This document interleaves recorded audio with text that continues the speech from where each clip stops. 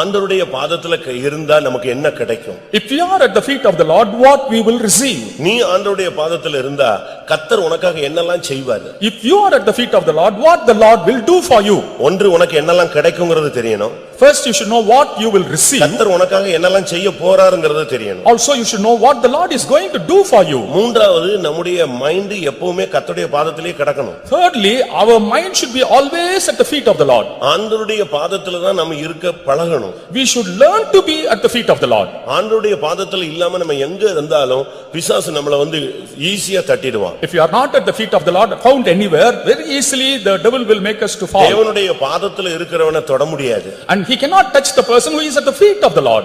ஏனென்றால் தேவனுடைய பாதத்துல இருக்கும் பொழுது அவனுக்கு போதனை கிடைச்சிட்டே இருக்கும். Because at the feet of the Lord he will be getting message from him. நீ ஒருவேளை செயிண்டா இருக்கலாம். You may be a saint. இல்லட்ட ஒரு பெரிய பரிசுத்தவான் போல நீ நடிக்கலாம், இல்லட்ட உண்மையாக கூட நீ பரிசுத்தவனா இருக்கலாம். Or you may pretend to be a saint or really may be a saint. ஆனா பரிசுத்தவான் எப்படி இருப்பான்?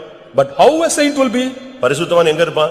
Where a saint will be? அப்படியே ஒயிட் அண்ட் ஒயிட் போட்டு மீசை எடுத்து நகை எல்லாம் கலத்தி அப்படியே ஸ்தோத்திரம் ஸ்தோத்திரம் ஸ்தோத்திரம் அப்படிட்டே இருப்பானா? And will he be always praising the Lord? பரிசுத்தவான் எப்படி இருப்பாரு? How a saint of God will be? உபாகமம் 33:3 பார்க்கும் பொழுது in Deuteronomy 33:3 மெய்யாகவே அவர் ஜனங்களை சிநேகிக்கிறார், அவருடைய பரிசுத்தவான்கள் எல்லாரும் உம்முடைய கைகளில் இருக்கிறார்கள், அவர்கள் உம்முடைய பாதத்தில் விழுந்து உம்முடைய வார்த்தைகளினால் போதனை அடைவார்கள். Yeah, he loved the people, all his saints are in thy hand, and they sat down at their feet, everyone shall receive of thy words. ஒரு பரிசுத்தவான் அவன் எங்க கிடப்பான்? Where a saint of God will be? சொல்லுங்க. ஒரு பரிசுத்தவான் எங்க விழுந்து கிடப்பான்? ஆண்டவருடைய பாதத்துல விழுந்து கிடப்பான். Only he will fall at the feet of the Lord. அவன் இருக்கிற இடம் பரிசுத்தவான் சொன்னா அவன் இருக்கிற இடம் கர்த்தருடைய பாதத்துல விழுந்து அங்க ஆண்டவர் சொல்ற போதனைகளை கேட்டுக்கிட்டே இருப்பான். The place of the saint will be the feet of the Lord, there he will receive the word of the Lord. இன்னைக்கு மனுஷன் கால்ல போய் நம்ம விழுறோம். Today we fall at the feet of man. இந்த கல்யாணத்தன்னைக்கு மாமியார் கால்ல, மாமனார் கால்ல, ரோட்ல வந்தவன் போனவன் எல்லா கால்லயும் விழுந்துருவான். At the time of marriage they will prostrate at the feet of everybody. சிலர் குருக்கள் கால்ல வந்து விழுவாங்க. Some will fall at the feet of the priests.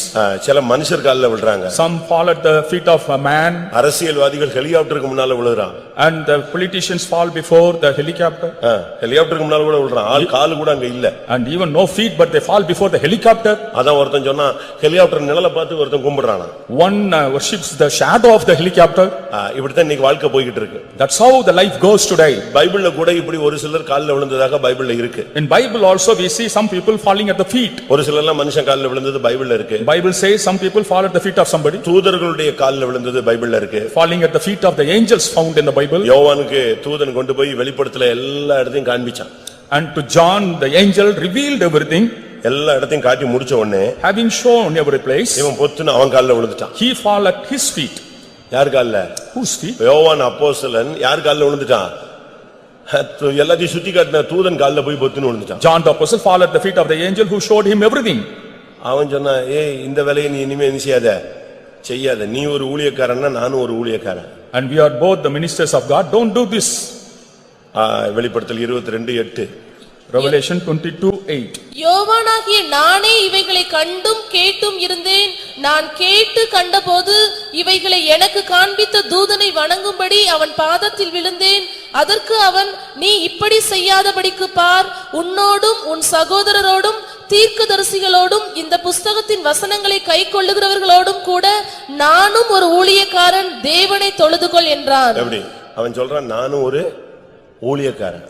I am also your fellow servant. அப்போஸ்தலர் நடபடிகள் 10:25 பேதுருவினுடைய கால்ல ஒருத்தன் விழுந்துட்டான். In Acts 10:25 at the feet of Peter one man fell. பேதுரு உள்ளே பிரவேசிக்கிற பொழுது கொர்நேலியு அவனுக்கு எதிர்கொண்டு போய் அவன் பாதத்தில் விழுந்து பணிந்து கொண்டான். And as Peter was coming in, அடுத்த வசனம், பேதுரு அவனை தூக்கி எடுத்து, எழுந்திரும், நானும் ஒரு மனுஷன் தான் என்றான். அங்க தூதன் சொல்றான், நான் ஒரு ஊழியக்காரன், நீயும் ஊழியக்காரன். இப்ப இவன் சொல்றான், நீயும் மனுஷன் நானும் மனுஷன், என் கால்ல என்ன செய்யாத, விழாதன்னு சொல்றான். The angel said both of us are fellow servants, and here he said both of us are men and don't fall at my feet. நான் ஒரு வீட்ல ஒரு சினி ஃபீல்ட்ல ஸ்டண்ட் மாஸ்டர் வீட்ல உட்கார்ந்திருந்தேன். Once I was seated in the house of a stunt master in cine field. அவர் நம்ம விசுவாசி. He is our believer. அவர் வீட்ல உட்கார்ந்து பேசிட்டு இருந்தேன். And I was conversing with him. திடீர்னு அவர்ட்ட பயிற்சி எடுக்கிற அந்த சண்டை வீரர்கள் கொஞ்சம் பேர் வந்தாங்க. Some of his trainees came there. அவங்க வந்தாங்க. and they came there. வந்த உடனே நேரா வந்து இவர் என்கிட்ட பேசிட்டு இருக்காரு, நேரா வந்து அவர் காலை தொட்டு கும்பிட்டுட்டு அவன் பாட்டு போயிட்டே இருக்கிறான். They came, touched his feet and worshipped him and went. எனக்கு ஒண்ணுமே புரியல. அப்ப அவங்க சொன்னாங்க, இல்ல குருவுக்கு மாஸ்டருக்கு அவங்க என்ன செய்யணும், வந்த உடனே டச் பண்ணிட்டு போயிடுவான். ஒவ்வொருத்தனும் யாரா இருந்தாலும் சரி வந்து காலை தொட்டு தான் போவான். அதுதான் அவனுடைய practice. And the practice of every disciple is to touch the feet of the master. இன்னைக்கு நம்ம ஆளுங்க கல்யாணத்தன்னைக்கு மாமனார் காலில் விழுவான், மாமியார் காலில் விழுவான். அதுக்கு பிறகு அவங்க முகத்துல கூட விழ மாட்டான், முகத்துல கூட முழிக்க மாட்டான். At the time of marriage they will fall at the feet of the in-laws. Afterwards they won't even face them. அதான் அங்க தவறு. That's wrong. மனுஷன் காலில் விழாத.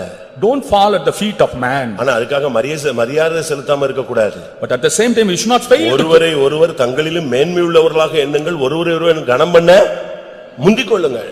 We should be first to honor others.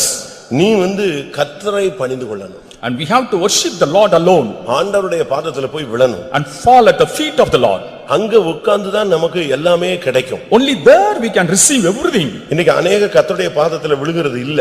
And many do not fall at the feet of the Lord today. ஆண்டவருடைய பாதத்துல போய் விழுந்துட்டீனா உன்னுடைய வாழ்க்கை சக்சஸ் ஆயிடும். If you fall at the feet of the Lord, your life will be successful. நீ வேற எங்கயாவது தெருவா ஓடுறதுனாலயோ, சொந்தக்காரன் வீட்டுக்கு போறதுனாலயோ, மனுஷனை தேடுறதுனாலயோ எங்க போனாலும் நடக்காது. ஒரு காமன் நேரம் ஆண்டவருடைய பாதத்துல விழுந்து கூட சரியாயிடும். If you run in the streets and fall at the feet of other people, no use, but you sit at the feet of the Lord. நீ கர்த்தருடைய பாதத்துல வந்தா நடக்க போற சம்பவம் என்னன்னா, கர்த்தர் உனக்கு முன்னால எல்லா வல்லமைகளையும் உன் பாதத்துல விழ வைப்பாரு.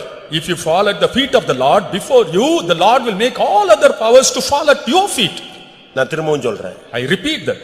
எங்க தேவனுடைய பாதத்தில் விழுகிற மனிதர்கள் இருக்கிறார்களோ அவர்கள் பாதங்கள்ல கர்த்தர் மற்ற வல்லமைகளை விழ வைப்பார். At the feet of those people fall at the feet of the Lord will make the other powers to fall at their feet.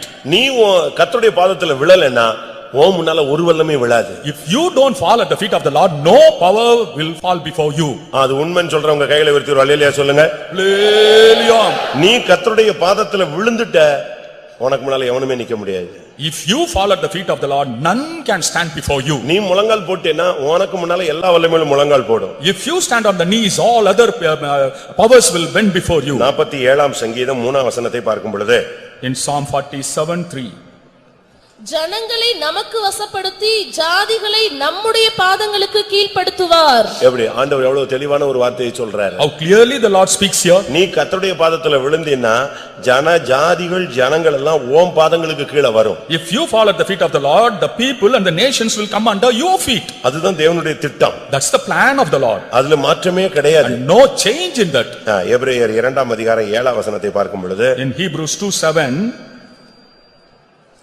சிறியவன் பெரியவனாலே ஆசீர்வதிக்கப்படுவான், அதற்கு சந்தேகம் இல்லை. Thou madest him a little lower than the angels, thou crownest him with glory and honor, and didst set him over the works of thy hands. என்னது?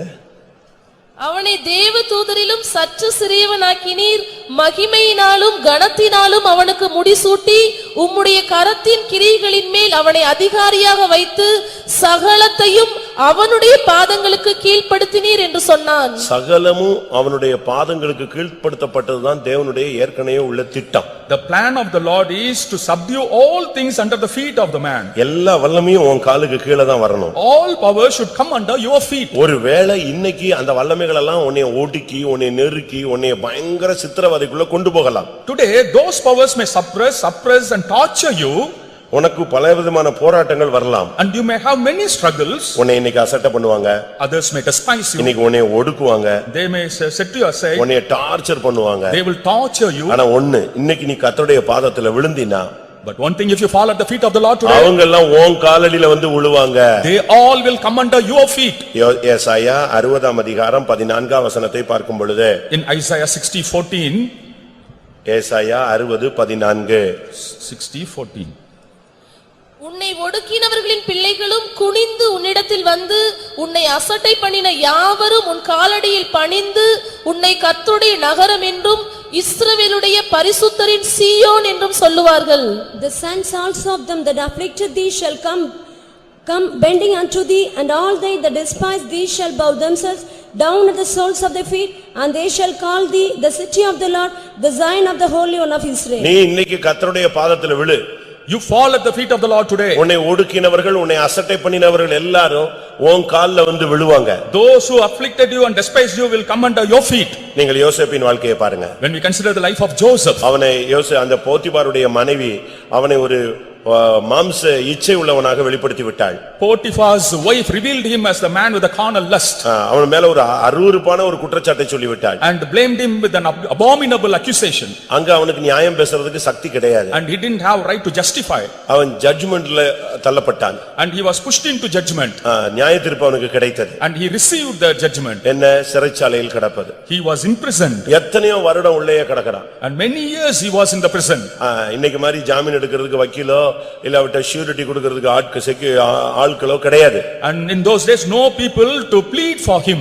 ஏண்டா அவனுக்கு எந்த விதத்திலயும் சப்போர்ட்டிவா ஆளே கிடையாது, மனுஷனே கிடையாது. He didn't have anyone to support him. அவன் தனியா கடந்துகிட்டே இருந்தான். And he was alone. என்ன நடந்தது? What happened? நாட்கள் வந்த பொழுது அவன் உயர்த்தப்பட்டான். When the days came, he was lifted up. தேவன் முதல் செஞ்ச காரியம் என்ன தெரியுமா? The first work the Lord did was, பார்வோனுக்கு முன்னாலே அவன் நிக்கிறான். he stood before Pharaoh. பார்வோன் சொல்றான், இன்னையிலிருந்து சிங்காசனத்துல மட்டும்தான் நான் உயர்ந்தவன், மத்த எல்லாம் இவன் தான் ஃபுல் பொறுப்பு. Pharaoh said, only in the throne I am above him, but all things will be under him, he said. அப்படின்னு சொல்லிட்டு Having said so, ஃபர்ஸ்ட் ஒரு கமாண்ட் கொடுத்தான். he gave a first command. என்ன கமாண்ட்? What command? எல்லாரும் தண்டனிட்டு பணியுங்கள் அப்படின்னு சொல்லிட்டான். எல்லாம் கால்ல விழுந்து கும்பிடுன்னு. All fall at his feet and worship him. இதான் first command. This was the first command. அங்க யார் நிக்கிறா? Who was standing? போத்திபார் நிக்கிறான். Potiphar was there. எல்லாம் நிக்குது அங்க. எல்லாம் இவனை குற்றம் சாட்டி இவனை பிடிச்சு அடிச்சு சட்டையை கிழிச்சு இழுத்து கொண்டு போய் விட்டவெல்லாம் அங்க நிக்கிறான். All those people beat him and brought him there. இந்த வார்த்தை வந்த உடனே எல்லாரும் முகம் குப்புற விழுந்தார்கள். When this word came, all fell before him on the face. தண்டனிட்டு வணங்குங்கள்னா சல்யூட் கிடையாது. கீழ விழுந்து வணங்குங்கள்னா சல்யூட் பண்றதல்ல. Falling at the feet means not merely saluting. தண்டனிட்டுனா அப்படி செய்யணும், முகம் குப்புற பொத்துன்னு விழுந்துறணும். They should prostrate on face before him. நின்னுட்டு இருக்கிறது ரெண்டே பேர் தான். Only two people were standing. ஒன்று பார்வோன், அடுத்து யார் நிக்கிறா? யோசேப்பு நிக்கிறான். One was Pharaoh, another one was Joseph. அவ்வளவு பேர் முகம் குப்புற விழுந்துட்டான். All others fell on their faces. இதுதான் பைபிள்ல ஏசாயா 60ல சொல்லப்பட்ட வாக்குத்தத்தம். உன்னை அசட்டை பண்ணினவர்கள், உன்னை ஒடுக்கினவர்கள், உன்னை குற்றஞ்சாட்டினர், உன்னை நியாயம் தீர்த்தவர்கள், உன்னை அற்பமாய் எண்ணின எல்லாரும் உன் காலில வந்து விழணும். அப்படின்னா நீ கர்த்தருடைய பாதத்துல விழுந்து கிடக்கணும். This is the promise said in Isaiah 60th chapter, and all those despised you, appraised you will come and fall at your feet, for that you have to fall at the feet of the Lord. ஆண்டவருடைய பாதத்துல விழுகிறதுன்னா நமக்கு என்னன்னு தெரியாது. And to fall at the feet of the Lord, what we need. ஆண்டவருடைய பாதத்துல நீ விழுந்து கிடந்தீனா அதனுடைய சமூகமே வித்தியாசமானது. If you fall at the feet of the Lord, the presence itself will be something different. நம்மள மாதிரி முஸ்லிம்கள் முழங்கால் போடுறதில்ல. Like us, the Muslims don't stand on the knees. அவங்க முழங்கால் வித்தியாசமானது. And their way of standing on the knees. நம்ம உடனே நெடுமுழங்கால் போடுவோம், அப்படிமோ உடனே நேர மூணு அடியில நின்றுவோம். And we will stand on our knees erect. அப்படிதானே? அப்படிதான் நம்ம பிராக்டிஸ் பண்றோம், அது சரி. And that's how we practice. பழைய ஏற்பாட்டுல அப்படி அல்ல. In the Old Testament it was not so. எலியா கர்மேல் மலையில் ஏறி Elijah went up to Carmel. அங்க என்ன செஞ்சான்? What did he do there? தன்னுடைய முகம் தன் முழங்கால் படியில் படும்படியாக தரை மட்டும் குனிந்து. He bowed to the ground that his head may touch his knees. நீங்க அதை பிராக்டிஸ் பண்ணி பாருங்க, பயங்கர யோகாவோட டஃப்பா இருக்கும். If you practice this, it will be tougher than yoga. முழங்கால்ல நின்னு standing on the knees, அப்படியே குனிஞ்சு bending down. இந்த தலை எங்க படணும்? எங்க படணும்? முழங்கால்ல படணும். Forehead should touch the knees. அப்படி ஒரு பிராக்டிஸ், அப்படி ஒரு ஜெபம் நின்னு பண்ணா பாருங்க. முழங்கால்ல நின்னு ஜெபிச்ச உடனே வானம் திறக்கப்பட்டது, ஒரு பெருமழை பொழிந்தது. When he prayed in that posture, the heavens opened and there was a heavy rain. 1 ராஜாக்கள் 18ஆம் அதிகாரத்தை நீங்கள் பார்க்கும் பொழுது, in 1 Kings 18th chapter, 42ஆம் வசனம், 42nd verse. ஆஹா போஜனபானம் பண்ண போனான். பின்பு எலியா கர்மேல் பர்வதத்தினுடைய சிகரத்தின் மேல் ஏறி தரையிலே பணிந்து தன் முகம் தன் முழங்காலில் பட குனிந்து. தன் முகம் தன் முழங்காலில் பட குனிந்து. குனிஞ்சு பாருங்களேன், பாதி பேருக்கு குனிய முடியாது, அதுக்கு ஒரு பிரச்சனை இருக்கு. And it's impossible, it will be difficult to do so. முஸ்லிம் அப்படி பண்றாங்க. But Muslims pray like this. அவங்க அதே ஸ்டைல்ல தான் அப்படி பண்றாங்க. In the same style they worship God. உங்கள எத்தனை பேர் ஆண்டவருடைய பாதத்துல விழுகிற ஒரு பிராக்டீஸ் கொண்டு வரீங்க? How many of you want to fall at the feet of the Lord and practice that? முழங்காலால சாதிக்க முடியாது ஒண்ணுமே கிடையாது. Nothing can go without done on standing on knees. முழங்கால போட்டுட்டேன்னா நீ ஜெயிச்சிட்டேன்னு அர்த்தம். If you stand on the knees, you have overcome. அதுக்காக முழங்கால் போடுவோன்னே அப்படி சுவாய் அது பிறகு ஏறு போயிடும் டப்புன்னு கீழே போயிடும் அப்படி அல்ல நிக்கணும். You should stand on the knees for long. உனக்கு இங்க சபையில நிக்கிறது மத்தவங்க முன்னால் நிக்கிறது வெக்கமா இருக்கா? அதுக்கு தான் இயேசு அப்படிப்பட்ட ஒரு ஆளுங்களுக்கும் சொன்னாரு, போய் உன் அறை வீட்டை பூட்டிக்கோ, பக்கத்து வீட்டுக்காரனுக்கும் தெரியாது உன் புருஷனுக்கும் தெரியாது, கதவை பூட்டு, அந்த ரங்கத்தில் தேவனை நோக்கி கூப்பிடு, கர்த்தர் வெளியரங்கமாய் பதில் கொடுப்பார். If you feel shy to kneel before others, you shut yourself in your room and call unto the Lord will openly bless you. நீ கரெக்டா இருந்தா, If you are right, எல்லா வல்லமையும் உன் கால்ல விழணும். all powers will fall at your feet. அப்படித்தான் பைபிள்ல வார்த்தைகள் இருக்கிறது. And that's how we see the words in the Bible. வெளிப்படுத்தல் 3ஆம் அதிகாரத்தில் பார்க்கும் பொழுது, In Revelation 3rd chapter, ஒரே ஒரு சபையை தான் கர்த்தர் பாராட்டுகிறார். the Lord appreciates only one church. ஏனென்றால் அந்த சபை தான் கர்த்தரை மறுதலிக்கவில்லை, பிலதெல்பியா சபை. And that is the church, Philadelphia's church, it didn't deny God. அந்த சபைக்கு கர்த்தர் சொல்லுகிற என்ன? And what did the Lord say unto the church? எல்லா வல்லமைகளும் உன் பாதங்களுக்கு கீழாக வரும். All powers will come under your feet. அதனுடைய அடையாளம் என்ன? What's the sign of it? நான் உன்மேல் அன்பாய் இருக்கிறேன். I love thee. வெளிப்படுத்தல் 3ஆம் அதிகாரம் Revelation 9ஆம் வசனம். Revelation 3:9. இதோ யூதர் அல்லாதிருந்தும் தங்களை யூதர் என்று பொய் சொல்லுகிறவர்களாய் இருக்கிற சாத்தானுடைய கூட்டத்தாரில் சிலரை உனக்கு கொடுப்பேன். இதோ அவர்கள் உன் பாதங்களுக்கு முன்பாக வந்து பணிந்து நான் உன்மேல் அன்பாயிருக்கிறதை அறிந்து கொள்ளும்படி செய்வேன். Behold, I will make them of the synagogue of Satan, which say they are Jews and are not, but to lie. Behold, I will make them to come and worship before thy feet, and to know that I have loved thee. சாத்தானுடைய கூட்டத்தில் இருக்கிற ஒரு கூட்டம் ஜனம் உன் கால்ல வந்து விழும். A group of the Satan will come and fall at your feet. கர்த்தருடைய பரிசுத்த நாமத்துக்கு மகிமை உண்டாவதாக. Glory be to the name of the Lord. ஆண்டவர் தன்னுடைய குமாரனுக்கும் இப்படி ஒரு வாக்குத்தத்தத்தை கொடுத்திருக்கிறார். The Lord has given this promise to his son. இன்றைக்கு இயேசு ஆண்டவருடைய வலது பார்சத்துல உட்கார்ந்திருக்கிறார். Today Jesus is on the right hand of the Father. எது வரைக்கும் உட்கார்ந்திருப்பாரு? How long he will be seated there? 110ஆம் சங்கீதம் 1ஆம் வசனத்தை பார்க்கும் பொழுது, In Psalm 110 first verse, அதுக்கு ஒரு காரணம் சொன்னாரு. he gave a reason for that. நான் உனக்கு உம்முடைய சத்துருக்களை உம்முடைய பாதபடியாக்கி போடுற வரைக்கும் நீங்க என் பக்கத்திலேயே உட்கார்ந்திருங்க. Until I make thine enemies thy footstool, you be on my right hand. 110:1. Psalm 110 first verse. கர்த்தரின் ஆண்டவரை நோக்கி நான் உம்முடைய சத்துருக்களை உமக்கு பாதபடியாக்கி போடும் வரைக்கும் நீர் என்னுடைய வலது பாரிசத்தில் உட்காரும் என்றார். The Lord said unto my Lord, sit thou at my right hand, until I make thine enemies thy footstool. கர்த்தருடைய பரிசுத்த நாமத்துக்கு மகிமை உண்டாவதாக. Glory be to the holy name of the Lord. இன்றைக்கு நம்முடைய சப்ஜெக்ட் ஆண்டவருடைய பாதத்தில் இருப்பது. And today's subject is to be at the feet of நீ the Lord. கர்த்தருடைய பாதத்தில் இருந்தா கர்த்தர் உன் முன்பாக எல்லா வல்லமைகளையும் உன் பாதங்களுக்கு கீழ்ப்படுத்துவார். If you are at the feet of the Lord will bring all other powers under your feet. முதலாவது ஒரு விசுவாசி கர்த்தருடைய பாதத்தில் இருந்தா என்ன செய்யணும்? First of all, if a believer is at the feet of the Lord, what he has to do? கர்த்தருடைய வசனத்தை கேட்கணும். He should listen to the word of the Lord. அதான் முக்கியம். That's important. வசனம் என்பது வேதத்தில் சொல்லப்பட்ட வார்த்தையும் கர்த்தருடைய திட்டமும். The word means the words in the Bible and also the plan of the Lord. இப்போ உன்னிடத்துல எல்லாமே வசனம் மூலமா பேசணும்னு சொல்ல முடியாது. We cannot say always he would speak in நீ words. போகிற பாதைகளுக்கு ஏற்ற வார்த்தைகளை உனக்கு சொல்லுவார். He will give the words according to the path in which you go. அது விசுவாசத்தின் அடிப்படையில் இருக்கும், பரிசுத்தத்தின் அடிப்படையில் இருக்கும், தேவ சித்தத்தின் அடிப்படையில் இருக்கும், இல்லாவிட்டால் வேத வாக்கியத்தின் அடிப்படையில் இருக்கும். It will be based on your faith, the word of God, or in the plan of the Lord. தேவனுடைய பாதத்திலிருந்து வசனத்தை கேட்கணும். We should be at the feet of the Lord, listen to the word of the Lord. இப்படி நீங்க பிரசங்கத்தை கேட்கிறது ரொம்ப நல்லது. Listening to such messages is very good. இதே போல சும்மா இருக்கிற நேரத்துல கர்த்தர்ட்ட இருந்து ஏதாவது ஒரு வார்த்தையை நீங்க கேளுங்க. Similarly, whenever you are free, you should listen to the word of the Lord. Pastor Joel அவர்கள் சொல்லும் பொழுது, When Pastor Joel said, ஒவ்வொரு நாளும் ஒரு வார்த்தையை பெற்றுக்கிட்டு படுக்கையில இருந்து எழும்புன்னு சொல்லுவார். every day receive a word from the Lord and get up from your bed. அப்படி ஒரு பிராக்டிஸ்ல எல்லாம் வந்துட்டோம்னா மதுரை எங்கேயோ போய்டும். If you come into that practice, Madurai will go somewhere. ஒவ்வொரு குடும்பமும் எங்கேயோ போய்டும். Every family will go somewhere. ஏன்? Why? இஸ்ரவேல் ஜனங்கள் காலையில் எழுந்த உடனே மன்னா இல்லாம அவங்க அடுத்த பிரயாணத்தை தொடர மாட்டாங்க. Israelites without manna will not start their journey. அதுவும் சூரியன் உதிக்கிறதுக்கு முன்னால எடுத்துருவாங்க. Before the sunrise they will pick it up. அதுதான் அவங்களுடைய ஜீவனாக இருந்தது, ஜீவாதாரமாக இருந்தது. That was the food of their life. அப்படினால் வசனத்தை கேளுங்க. So listen to the word. ஒரு சிலர் பிரசங்கத்தை கேட்கும்போது படம் வரைவாங்க. When listening to the message, some will be drawing pictures. நாய், பூனை இதெல்லாம் வரைஞ்சிட்டு இருப்பான். அது புத்தி அப்படித்தான் வேலை செய்யுது, வேற என்ன பண்ண முடியும்? They will be drawing some dogs or cats and இன்னும் ஒரு சிலர் அப்படி இல்ல, வசனம் கேட்க தொடங்கிட்டா அவ்வளவுதான், அதோட தூக்கம் தான். பிசாசு ஏறி உட்காந்துரும். அது ஊழியக்காரனோ விசுவாசி ஏறி உட்கார்ந்தா முடிஞ்சது. முடியும் போது பாட்டு பாடும்போது ஸ்தோத்திரம் முடிஞ்சு போச்சா முஷார் அவரு அப்படின்னு நினைச்சு போயிட்டே இருக்கும்.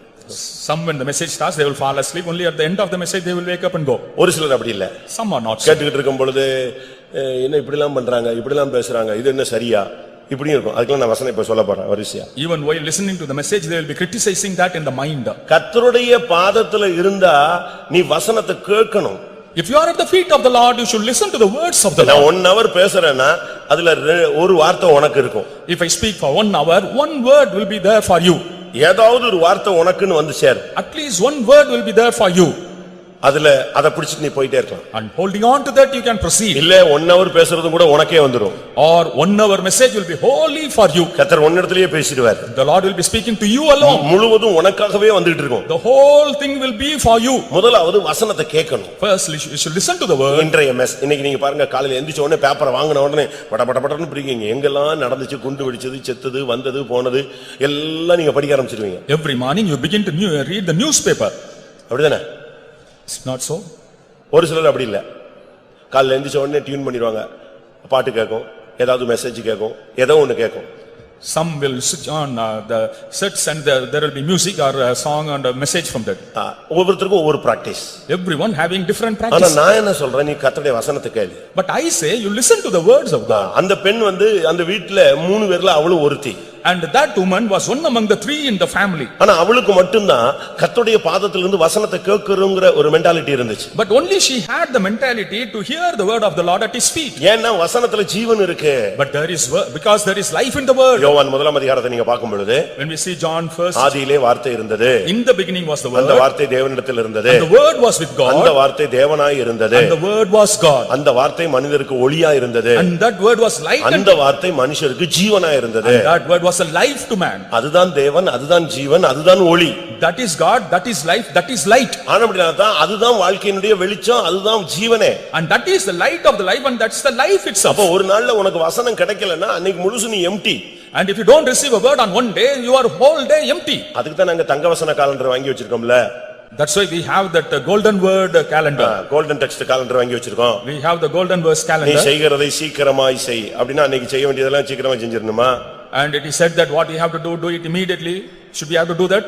அதெல்லாம் வசனம் சும்மா ஒரு பக்திக்காக சிஎஸ்ஏ காரங்க அந்த காலத்துல செஞ்சு வச்சது. ஒரு வசனமாவது ஒண்ணுமே படிக்காம போறான், இதையாவது படிச்சு தொலைன்னு சொல்லி வச்சதுதான் அந்த ஒரு வசனம். CSA people made that practice, at least let them read one verse. நீங்களும் அதே ஒரு வசனத்தை பிடிச்சிக்கிட்டே நினைச்சு கூடாது. அதுல பாதி வசனம் கூட இருக்காது. அந்த கேப்புக்குள்ள என்ன வருதோ அதைத்தான் போடுவான். Only a part of the verse will be there. அப்படிதானே? நமக்கு எல்லாருக்கும் பிடிச்ச வசனம், ஆபத்து காலத்தில் நீ என்னை நோக்கி கூப்பிடுவாய், நான் உன்னை ஓடி விடுவிப்பேன், நீ என்னை மகிமைப்படுத்துவாய். ஆனா அதுக்கு முன்னாலே ஒரு பெரிய சப்ஜெக்ட் இருக்கு. அதுக்கு முந்தின வசனம், நீ ஸ்தோத்திர பலியிட்டு உன் பொருத்தனைகளை செலுத்தி பின்பு ஆபத்து காலத்தில் என்ன செய்ய. அதுக்கு முன்னால நீ என்ன செஞ்சிருக்கணும்? பிரச்சனையான நேரத்துல நீ என்ன செஞ்சிருக்கணும்? ஸ்தோத்திரம் பண்ணி உன் பொருத்தனை எல்லாம் செட்டில் பண்ணிட்டு திருப்பி என்னைய கூப்பிடு, நான் வருவேன்னு சொல்றாரு. நமக்கு பிடிச்ச வசனம் என்னது? ஆபத்து காலத்தில் எங்கேயாவது மாட்டிக்கிட்டீங்கன்னா கூப்பிடு, உடனே உள்ள வந்துருவாரு. At the time of trouble you call unto me, and we are pleased with that verse since it is a promise. And before that verse there is a big condition given there. முந்தியெல்லாம் நம்ம சபை எல்லாரோடும் mingle ஆயிருந்துச்சு. In those days our church was mingling with other people. அப்பப்ப Christians meeting போடுவாங்க. And then and there the Christians will conduct meetings. இந்த வசனத்துக்கு விளக்கம் என்ன, அந்த வசனத்துக்கு விளக்கம் என்னன்னு எல்லா பாஸ்டர்ஸும் பேசுவாங்க. All pastors will interpret the verses. ஒரே வசனத்தை எல்லாரும் பேசுவாங்க. And all will speak on one verse. அப்ப சிபிஎம் பாஸ்டர்ஸும் அதுல பேசுவாங்க. CPM pastors also will speak there. கொஞ்ச நாள் அப்படி போய்கிட்டே இருந்துச்சு. For some days it was going on. அதுல அதிகமா பிரதர் பாக்கியராஜ்னு ஒருத்தர் தான் நம்ம மிஷன் சார்புல கலந்து கொள்வார். And mostly Pastor Pakiraj will take part in that often. அவர் பிரதர் எல்டரா இருக்கும்போது சென்டர் பாஸ்டர் மாதிரி தூத்துக்குடியில சென்டர் பாஸ்டராவே ஆக்ட் பண்ணாரு. And when he was an elder, he was practicing as அவ்வளவு வல்லமையான பிரசங்கியார். and he was a powerful preacher. அதனால சவுத்ல எந்த மீட்டிங்னாலும் இவரை தான் உள்ள விடுவாங்க. So in the southern region only he will be allowed to preach. கொஞ்ச நாள் இந்த பிரீச்சிங் இவர் போனாரு. And he went for the preaching for some day. அவங்க ஒரு வசனம் பேசினா சாரி, அதுக்கு முந்தின வசனத்தை தொடருவோம் அப்படிம்பாரு. If they speak on one verse, he will say sorry, let us go into the previous verse. இல்ல அதுக்கு அடுத்த வசனத்துக்கு வந்து பாரு. Let us see the next verse. நீ அந்த ஒரு வசனத்துல நிக்கிற. Why do you stick on to one particular comma verse? போட்டு வருது பாரு அடுத்த லைன், அத சேரும்பாரு. And there is a comma, include the following verse also. இப்படி பேச ஆரம்பிச்ச உடனே கடைசில அவங்களே முடிவு பண்ணிட்டாங்க, இனிமேல் சிபிஎம் காரங்களை கூப்பிடுவது இல்ல. ஏன்னா கடைசியில பேசுறேன்னு சொல்லிட்டு கடைசியில எல்லாத்தையும் கவுத்திடுறான். They decided not to call the CPM people also afterwards. அதோட முடிஞ்சு போச்சு. அதுக்கு பிறகு நாம் தனித்து வாசம் பண்ணுகிறோம் இன்று வரை. And we started dwelling separately till today. ஏன் இதை சொல்றேன்? Why do I say this? நீ வசனத்தை கேட்கணும். You should listen to the word. முதலாவது இந்த வசனத்தை கேட்க உனக்கு ஆசை இருக்கணும். First of all, you should have a desire to listen to the word. இன்னைக்கு கோயிலுக்கே புறப்படல ஒரு புருஷன் ஒரு மனைவி, ஏங்க வாங்க டைம் ஆயிடுச்சு, வாங்க சீக்கிரம் குளிங்க, இவங்களே அவங்கள குளிப்பாட்டி இழுத்து இந்த குழந்தை மாதிரி இழுத்து கொண்டு வந்து இங்க உட்கார வச்சா இவனுக்கு என்ன பிரசங்கம் மண்டையில ஏறும்னு நினைக்கிறீங்க? If the wife compels the husband to come to the church, what message he can follow? இல்ல ஒரு மனைவியை கூட்டி வராங்க, Or a wife is brought அதுக்கு ஒண்ணுமே புரியாது. and she doesn't understand இல்ல it. பையங்களை அவ்வளவு பேர் இந்த ஒயிட் அண்ட் ஒயிட் போட்டு இழுத்து வந்திருக்காங்க, பொண்ணுங்களை இழுத்து வந்திருக்காங்க, எத்தனை பேருக்கு மண்டையில ஏறும்னு நினைக்கிறீங்க? And the children also brought here, and to how many? ஆனா ஆசையோடு வந்தால், If you come with a desire, அதுல ஒரு இன்ட்ரெஸ்ட் இருக்கணும். there should be some interest in that. படிக்க போற பையனுக்கு படிப்புல இன்ட்ரெஸ்ட் இல்லைன்னா அவனுக்கு fees கட்டினதெல்லாம் வீணு. If a student doesn't have interest in the education, paying fees is a waste. வேலைக்கு போக முடியாத இன்ட்ரெஸ்டே இல்லாதவனுக்கு வேலையில நீங்க எந்த வேலையில கலெக்டர் வேலை வாங்கி கொடுத்தா கூட 4 நாள்ல வீட்டுக்கு வந்துருவான். If a person who is not interested in doing job, even if you get a collector job in 4 days, he will come back. எவனையாவது எவளையாவது பிடிக்காத ஒரு ஆளுக்கு கல்யாணத்தை கட்டி வச்சுட்டா அது 3 நாள்ல வீட்டுக்கு வந்துரும். And if you ஏன்னா அதுல இன்ட்ரெஸ்ட் இல்ல, no interest in marriage, அதுல ஒரு ஆசை இல்ல. அதே மாதிரி தான் ஊழியத்துக்கு யாரையாவது பிடிச்சு இழுத்து கொண்டு வந்து உள்ள விட்டு அது இங்க சுத்தமா மண்ணா போயிடாது. forcefully if you brought anyone into ministry, it will also be a waste. அத கேட்கிறதுக்கு உனக்கு ஒரு ஆசை இருக்கணும். But you need an interest and desire. அதுல ஒரு இன்ட்ரெஸ்ட் இருக்கணும். You need some interest in that. எதுலயுமே ஒரு நாட்டம் இல்லன்னா அது வேஸ்ட்.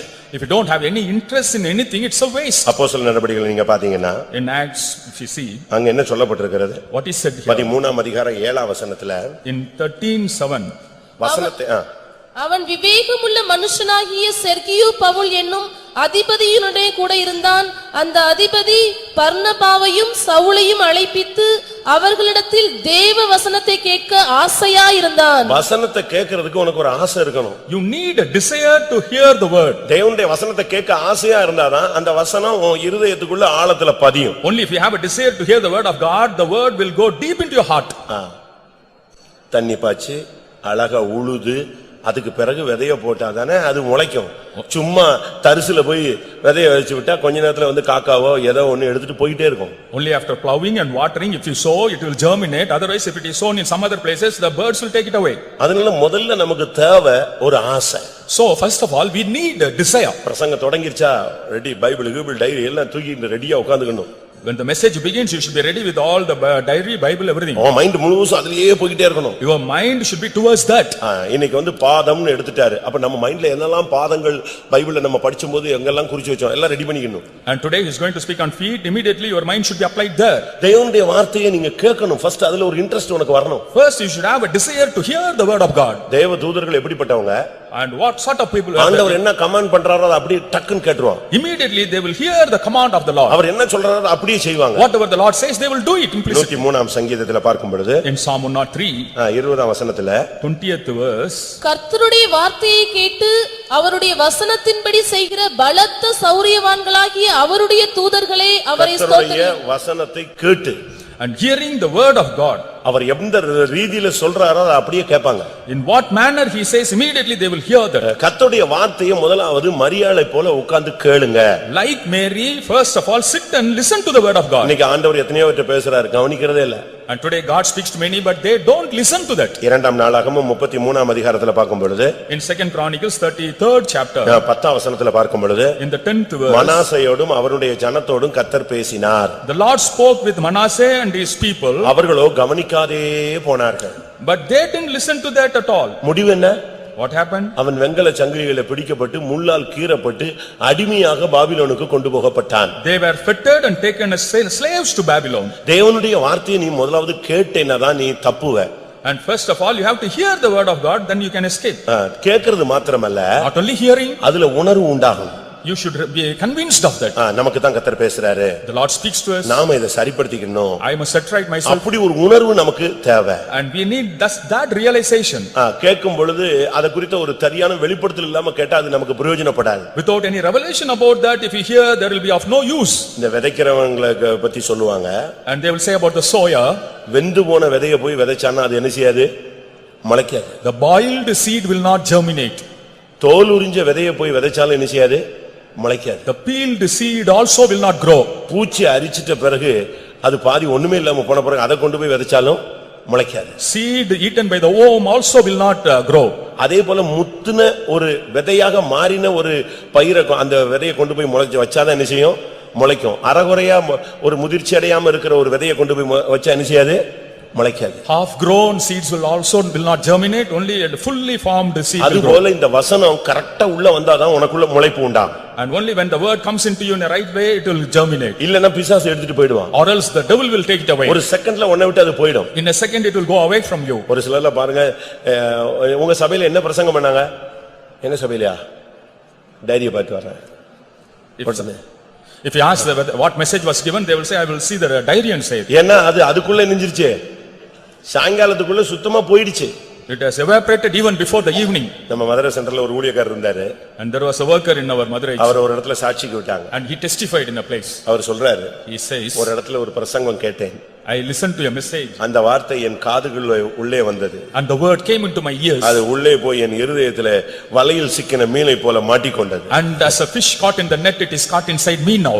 அது வாழ்க்கையவே மாத்திருச்சு. And that changed my life. நமக்கு What about us? இங்க இன்னொரு காது இருக்குல்ல? It will in out. and in out through 1 year. அப்படிதானே? இது இந்த காதுல வந்து இயேசுவும் பிரசங்கம் பயங்கரமா பண்ணாருங்க. பண்ணி முடிச்சிட்டு கடைசில பார்த்தாரு இவனுங்க அங்கங்க திரும்பி பார்த்துட்டு உட்கார்ந்து பார்த்த உடனே ஏய் காது உள்ளவன் கேட்க கடவன்னாரு. Jesus also preached and finally said, looking at the people, he that hath ear let him hear. காது இருக்கு, யாருக்கு தான் காது இல்ல? Of course all had ears. கேக்குதான் தான் பிரச்சனை. But only in the matter of வசனத்தை கேட்க உனக்கு ஒரு ஆசை வேணும். you need a desire to hear the word of God. மத்தேயு 15:12 பார்க்கும் பொழுது In Matthew 15:12, அந்த வசனத்தை கேட்டபோது அவர்கள் இடறல் அடைந்தார்கள். when they heard that word they were offended. அதாவது அப்பொழுது அவருடைய சீசர்கள் அவரிடத்தில் வந்து பரிசேயர் இந்த வசனத்தை கேட்டு இடறல் அடைந்தார்கள் என்று அறிவீரா என்றார்கள். சில வசனங்களை கேட்ட உடனே ஒரு சிலர் டிஸ்டர்ப் ஆயிடுவாங்க. When they hear some words, some will be disturbed. இவ்வளவு டஃப்பா பேசுறாங்க. They speak wrongly. இவ்வளவு ரஃப்பா பேசுறாங்க. In a rough manner they speak. இது இன்னும் கொஞ்சம் அழகா பேசியிருக்கலாம். This can be beautifully அப்படி said. கிடையாது. Not so. நாகமான் வர்றான். Naaman comes, பயங்கர குஷ்டரோகம், had a terrible leprosy. இப்ப அவனை பார்த்து அவர் சொல்றாரு நீ போய் 7 தரம் யோர்தானில் முழுகி விட்டு போய்டுன்னு சொல்றாரு. To him he told, go and get immersed 7 times in Jordan and அவன் go. என்ன நினைச்சான்? What did he think? அவன் என்ன நினைச்சானா? What did he think? Our he would come, என்னை தொட்டு touch me, தடவி. and அவர் என்ன டாக்டர் வேலையா பாக்குறாரு இல்ல நர்ஸ் வேலை பாக்குறாரா இல்ல மெய்டனா? யார் அவரு? is he a doctor or a nurse? What is he? அவர் என்ன வேலை பார்த்துட்டு இருக்காரு? What was his profession? தீர்க்கதரிசி என்ன வேலை பார்க்கறான்? அவன் தீர்க்கதரிசனம் மட்டும் தான் சொல்லுவான். நீ போய் அதை செய்யின்னு சொல்றான். இவன் சொல்றான் என்னை தொட்டு தடவி என்னை சுகமாக்கி என்கிட்ட காணிக்கை வாங்கிட்டு என்னை பிளஸ் பண்ணி அனுப்பி விடுவார்னு பார்த்தா இந்த ஆள் போய் அங்க போய் குளிச்சுட்டு போன்னு சொல்றான். நான் முடியாதுன்னு சொன்னான். And he refused to do what he said. அப்படிதானே? Is it not so? இன்னைக்கு அநேகருக்கு பிரசங்கம் வந்து ரொம்ப அப்படியே ஹalleluya ஆமென் அப்படி டான்ஸ்லயே போணும்னு யோசிக்கிறாங்க. And for many the message should be with hallelujah and amen. அப்படி அல்ல. Not so. சிட்சித்து போதிக்கிற மனுஷன் பாக்கியவான். Blessed is the man who chastises and preaches. அப்படிதானே? போதக சிட்சையே ஜீவ வழி. Chastisement is the way of life. போதகத்திலேயே உனக்கு ஏத்த வேண்டிய இன்ஜெக்ஷன், செய்ய வேண்டிய ஆபரேஷன், உனக்கு செய்ய வேண்டிய ட்ரீட்மென்ட்டை செஞ்சிடணும். Even in the message, the operation and the treatment should be given to you. இல்ல நீங்க சபைக்கு வாங்க நீங்கள் காணிக்கை கொடுத்தால் பரலோகத்துக்கு போவீர்கள். இதுக்கு நாம சொல்ல வேண்டிய அவசியமே இல்லையா? And we need not say that only if you come to this church and give offerings you can go to நீ சரியில்லைன்னா போக மாட்ட. If you are not right you won't go. கிளையாத்தில் பிசிந்தைலம் இல்லையோ பின்ன ஏன் என் ஜனமாகிய குமாரத்தி சொஸ்தமடையாமல் போனாள்? Is there no balm in Gilead? Then why my daughter is not healed? இஸ்ரவேலிலே ரணவைத்தியன் இல்லையோ பின்ன ஏன் என் ஜனமாகிய குமாரத்தி சொஸ்தமடையாமல் போனாள்? Is there no physician in Israel? Then why my daughter is not healed? சுத்திரிப்பு கூட்டம்லாம் ஆபரேஷன் தியேட்டர் தான். Sanctification meetings or operation theaters. இந்த 4-5 சுத்திரிப்பு கூட்டத்துக்கு வரும்போது யாரையாவது புதிய ஆத்மாவை கூட்டி வந்துட கூடாது. For the 5 sanctification meetings don't bring any new soul. Operation தியேட்டர்ல ஆபரேஷன் பண்றவங்க மட்டும் தான் அலோட் பண்ணுவோம். யாரும் வெளிய ஐசியூல வெளிய தான் நிக்கணும். And in the operation theater only the patient to be operated will be there, all others will be standing outside. அன்னைக்கு வந்து நீ புதிய ஆத்மாவை ரட்சிப்புல பெரிய தரிசனத்தோட கூட்டி வந்துட கூடாது. With a great vision you should not bring the new soul here. சுத்திரிப்பு யாருக்கு தான்? Sanctification is meant for. Operation உனக்கு தான். Operation is for you. போதக சிட்சை ஜீவ வழி. And the chastisement of preaching. சிட்சித்து போதிக்கிற மனுஷன் பாக்கியவான். The blessed is the man who chastises and preaches. கட்டாயம் சிட்சிக்கப்பட வேண்டியது அவசியம். It's essential to be பிரசங்கம் chastised. கேட்கும்போதே உன் லைஃப் அப்படி சேஞ்ச் ஆகிட்டே இருக்கணும். Even while listening to the message, your life should get changed. அப்படி பிரசங்கம் கேட்டுக்கிட்டு இருக்கும்போது அந்த டைமே உன் லைஃப் மாறிட்டே இருக்கணும். Even while listening, immediately your life should change. யோவான் 15:3 சொல்லி இருக்கிறது. In John 15:3, நீங்கள் கேட்ட உபதேசத்தினாலே இப்பொழுதே சுத்தமாகிறீர்கள். by the doctrine you heard, now yourself you are sanctified. பிரசங்கத்துல நீ எடற வேண்டிய அவசியமே கிடையாது. And you need not enter the message at all. அன்னைக்கெல்லாம் வசனம் கேட்க ஜனங்கள் கூட்டம் கூட்டமா வந்தார்கள். And in those days people came in crowds to listen to லூக்கா 5:1 சொல்லி இருக்கிறது. In Luke 5:1, வசனம் கேட்க ஜனங்கள் கூட்டமாய் வந்தார்கள். people came in big multitude to listen to அப்போஸ்தலர் 13:44 பார்க்கும் பொழுது in Acts 13:44, ஊர் முழுவதும் ஏறக்குறைய அந்த ஊர் முழுசுமே அந்த வார்த்தையை கேட்க வந்து விட்டது. almost the whole city came to hear his word. எப்படி இருக்கும் நீங்க யோசிச்சு பாருங்க. Just imagine how நீ வசனத்தை கேட்டால், if you listen to the word, அதன்படி செய்தால், if you do so, நீதான் இயேசுவுக்கு சகோதரனும் சகோதரியும். you will be the brethren to Jesus. லூக்கா 8:21 இயேசு சொல்லும் பொழுது, In Luke 8:21 Jesus says, இயேசு சொல்ல இந்த வசனத்தை கேட்டு அதன்படி செய்கிறவர்களே என்னுடைய தாயும் என்னுடைய சகோதரரும் என்று சொன்னார். and Jesus said, only those who follow the word and do accordingly are my brothers and my mother. வசனம் கேட்டு நல்லா இருக்குன்னு போக கூடாது. Not appreciating the word and go. மத்தேயு 13:23 படி, According to Matthew 13:23, நீ வசனத்தை கேட்டு 100% நீ பலன் கொடுக்க வேண்டும். listening to the word 100% you have to give fruits. இதுதான் தேவன் நம்மில் ஒவ்வொருவரிலும் எதிர்பார்க்கிற ஒரு வாழ்க்கை. And this is the life God expects from us. முதலாவது அந்த பெண் உட்கார்ந்து ஆண்டவருடைய வார்த்தையை கேட்டுக்கிட்டே இருந்தா. First of all, that woman was sitting and listening to the word of அந்த God. பையன் வர்ற வரைக்கும் இயேசு உட்கார்ந்துட்டு இருக்கல. Until the boy came, அந்த சகோதரி வேலையை முடிச்சிட்டு வர்ற வரைக்கும் இயேசு வெயிட் பண்ணல. until that sister would come, Jesus didn't wait. அவர் வந்தாரு, வசனத்தை பேச ஆரம்பிச்சிட்டாரு. He came, started preaching. ஒரு ஆள் வெளியே போயாச்சு, ஒரு ஆள் கிச்சனுக்கு போயாச்சு, ஒரு ஆள் ஆண்டவருடைய பாதத்துல உட்கார்ந்து கர்த்தருடைய வார்த்தையை கேட்டுக்கிட்டே இருக்கிறார். One had left out, one had gone to the kitchen, one was at the feet of the Lord listening to the word. அதுதான் வாழ்க்கையினுடைய மாற்றம். And that's the change of life. மரியாள்னு சொன்னா கண்ணீர். Mary means virgin. கண்ணீர், tears. ஆண்டவருடைய சமூகத்துல உட்கார்ந்து நீ வார்த்தையை கேட்கும்போதே இருதயம் உடைஞ்சு வாழ்க்கையில நீ கண்ணீர் விடுவாய். When you sit at the feet of the Lord, listen to his word, your heart will break and you will shed tears. ஆனா மார்த்தாள்னா தலைவின்னு அர்த்தம். And Martha, தலைவி. Martha means head. அதனாலதான் அவளுக்கு உலக கவலை. யாரெல்லாம் டாமினேட் பண்ணணும்னு ஆசைப்படுறீங்களோ உங்களுக்கு உலக கவலை பிரச்சனை இருக்கும். உங்களுக்கு வசனத்தை கேட்கிற ஆண்டவருடைய பாதத்துல உட்கார்ற பிராக்டிஸ் வராது. All those who want to dominate will not have, they will be cumbered, they will not have the practice of sitting at the feet of the Lord. இன்றைக்கு எத்தனை பேர் கர்த்தருடைய பாதத்துல உட்கார்றீங்க? How many of you want to sit at the feet of the Lord? உனக்குன்னு ஒரு வார்த்தை வரும், அதை வாங்கிக்க. And you will have a word, you will receive. உன் பிசினஸ்க்கு ஒரு வார்த்தையை வாங்கு. For your business, receive a word. உன் லைஃப்க்கு ஒரு வார்த்தையை வாங்கு. Receive a word for your life. உன் சுகத்துக்காக ஒரு வாக்குத்தத்தத்தை வாங்கு. Receive a promise for your உன் healing. blessingக்காக ஒரு வாக்குத்தத்தத்தை வாங்கு. Receive a promise for your blessing. ஆண்டவர் உனக்கு ஒரு வார்த்தை கொடுக்கட்டுமே. Let the Lord give you a word. உன்னை சுகமாக்குவேன்னு சொல்லட்டும். Let him say, I will heal உன்னை you. எழுப்புவேன்னு சொல்லட்டும். Let him say, I will raise உன்னை you. நிறுத்துவேன்னு சொல்லட்டும். Let him say, I will make you உன்னை stand. உயர்த்துவேன்னு சொல்லட்டும். Let him say, I will உன்னை ஆசீர்வதிப்பேன்னு சொல்லட்டும். Let him say, I will bless you. ஏன் சொல்லக்கூடாது? Why can't he say? நீ தேவனுடைய பிள்ளை. You are a child of God. நீதான் சுதந்திரவாளி. You are the inheritor. உன்னை தேவன் உனக்கு பேசலன்னா வேற யாருக்கு பேச முடியும்? And to whom else the Lord will speak. நீ தேவனுடைய சத்தத்தை கேட்க ஆசையாயிரு. And you be desirous of listening to the word of God. மனுஷன் சொல்றான் பாருங்க, ஒரு வார்த்தை சொல்லுங்க சுவாமி, அது போதும். One said, just you utter one word, Lord, that's நீங்க sufficient. வரணும், தொடணும், சோமா அப்படிலாம் இல்ல. நீங்க வேர்ட் சொன்னா போதும். ஒரு வார்த்தை சொல்லிட்டீங்கனாலே நடக்கும் எல்லாமே. Just if you utter one word, all things will happen. உனக்காக ஒரு வார்த்தை ஆண்டவர் சொல்ல மாட்டாரா? Won't God say a word for you? அப்ப நீ வசனத்தை கேட்க உட்கார். And sit and hear the word. ஆண்டவருடைய பாதத்தில் நீ இருந்தீனா உனக்கு தேவனுடைய வார்த்தை வரும். If you are at the feet of the Lord, you will receive the word of God. ஆண்டவர் உன்கிட்ட பேசலன்னு என்ன அர்த்தம்? If God doesn't speak. சொல்லுங்க. நீங்க ஒரு ஃபோன் பண்ணி ஒருத்தர் எடுக்கவே இல்ல, 10 நாளா எடுக்கல. And you call somebody and he doesn't respond for 10 days. என்ன பிரச்சனை ஆச்சோ தெரியலையே, ஏன் என் மேல கோவமா தெரியலையே, அப்படி இப்படி நீ புலம்பி பைத்தியமாயிடுவ. You will be lamenting the reason, for the reason. ஆண்டவர் மாசக்கணக்கா பேசல, உனக்கு பைத்தியம் பிடிக்கலையே. And if for months God doesn't speak. வருஷக்கணக்கா பேசலையே, உனக்கு ஒண்ணுமே புத்தி பேதலிக்கலையே. And you are not worried, God is not speaking to you for years. அதுக்கு காரணம் உனக்கு அந்த ரிலேஷன்ஷிப் அறுந்து போனது உனக்கு தெரியல. You don't understand the relationship is severed. ஆண்டவரே நீங்க என்கிட்ட பேசுங்கன்னு கேளு. You ask the Lord to speak to you. ஆண்டவருடைய சத்தம் இனிமையானது. And the voice of the Lord will be sweet. ஆண்டவர்ட்ட கேளு, ஆண்டவரே உம்முடைய சத்தம் கேட்க நான் ஆசைப்படுறேன் சுவாமி. Lord, I am desirous of listening to your voice. நல்லா புரிஞ்சுக்கோங்க, ஒரே ஒரு சத்தம் தான் உன்னை மறுரூபப்படுத்தும், அந்த எக்கால சத்தம் தான். இப்பமே நீ ஆண்டவர் பேசி உன்னை அந்த பிராக்டிஸ் இருந்தாதான் எக்கால சத்தமும் உனக்கு கேட்கும். And the voice of the trumpet will transform you. Only now if you have the practice of hearing to the word of the Lord, that will transform you. ஆண்டவர் பேச சொல்லு. Ask the Lord to speak to you. ஏன் பேசக்கூடாது? Why can't he speak? குடிகாரன்ட்ட பேசுறாரு. And he speaks to the drunkard. ஒருத்த wine ஷாப்ல புருஷன் மனைவி ஒரு கூட்டத்துக்கு போறாங்க. Husband and wife go to a meeting. இவன் பயங்கர குடிகாரன். And he is a terrible ஒரு drunkard. கல்யாண மண்டபத்துல மீட்டிங் நடக்குது. And in a marriage hall a meeting was going on.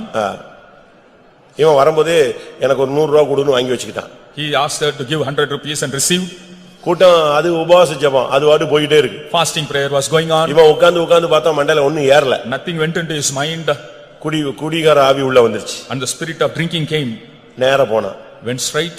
பக்கத்துல உள்ள டாஸ்மாக்ல பூந்துட்டான். Went to the Tasmak nearby. காசை கொடுத்துட்டு பாட்டில் வாங்கினான். And bought a bottle. அந்த நேரத்துல ஆளே இல்ல கடையில. And nobody in the shop. அவன் விட்டு இருந்த காசை வாங்கிட்டு உள்ள போறதுக்குள்ள ஒரு சத்தம், உன்னால என் சமூகத்துல உட்கார முடியாதா?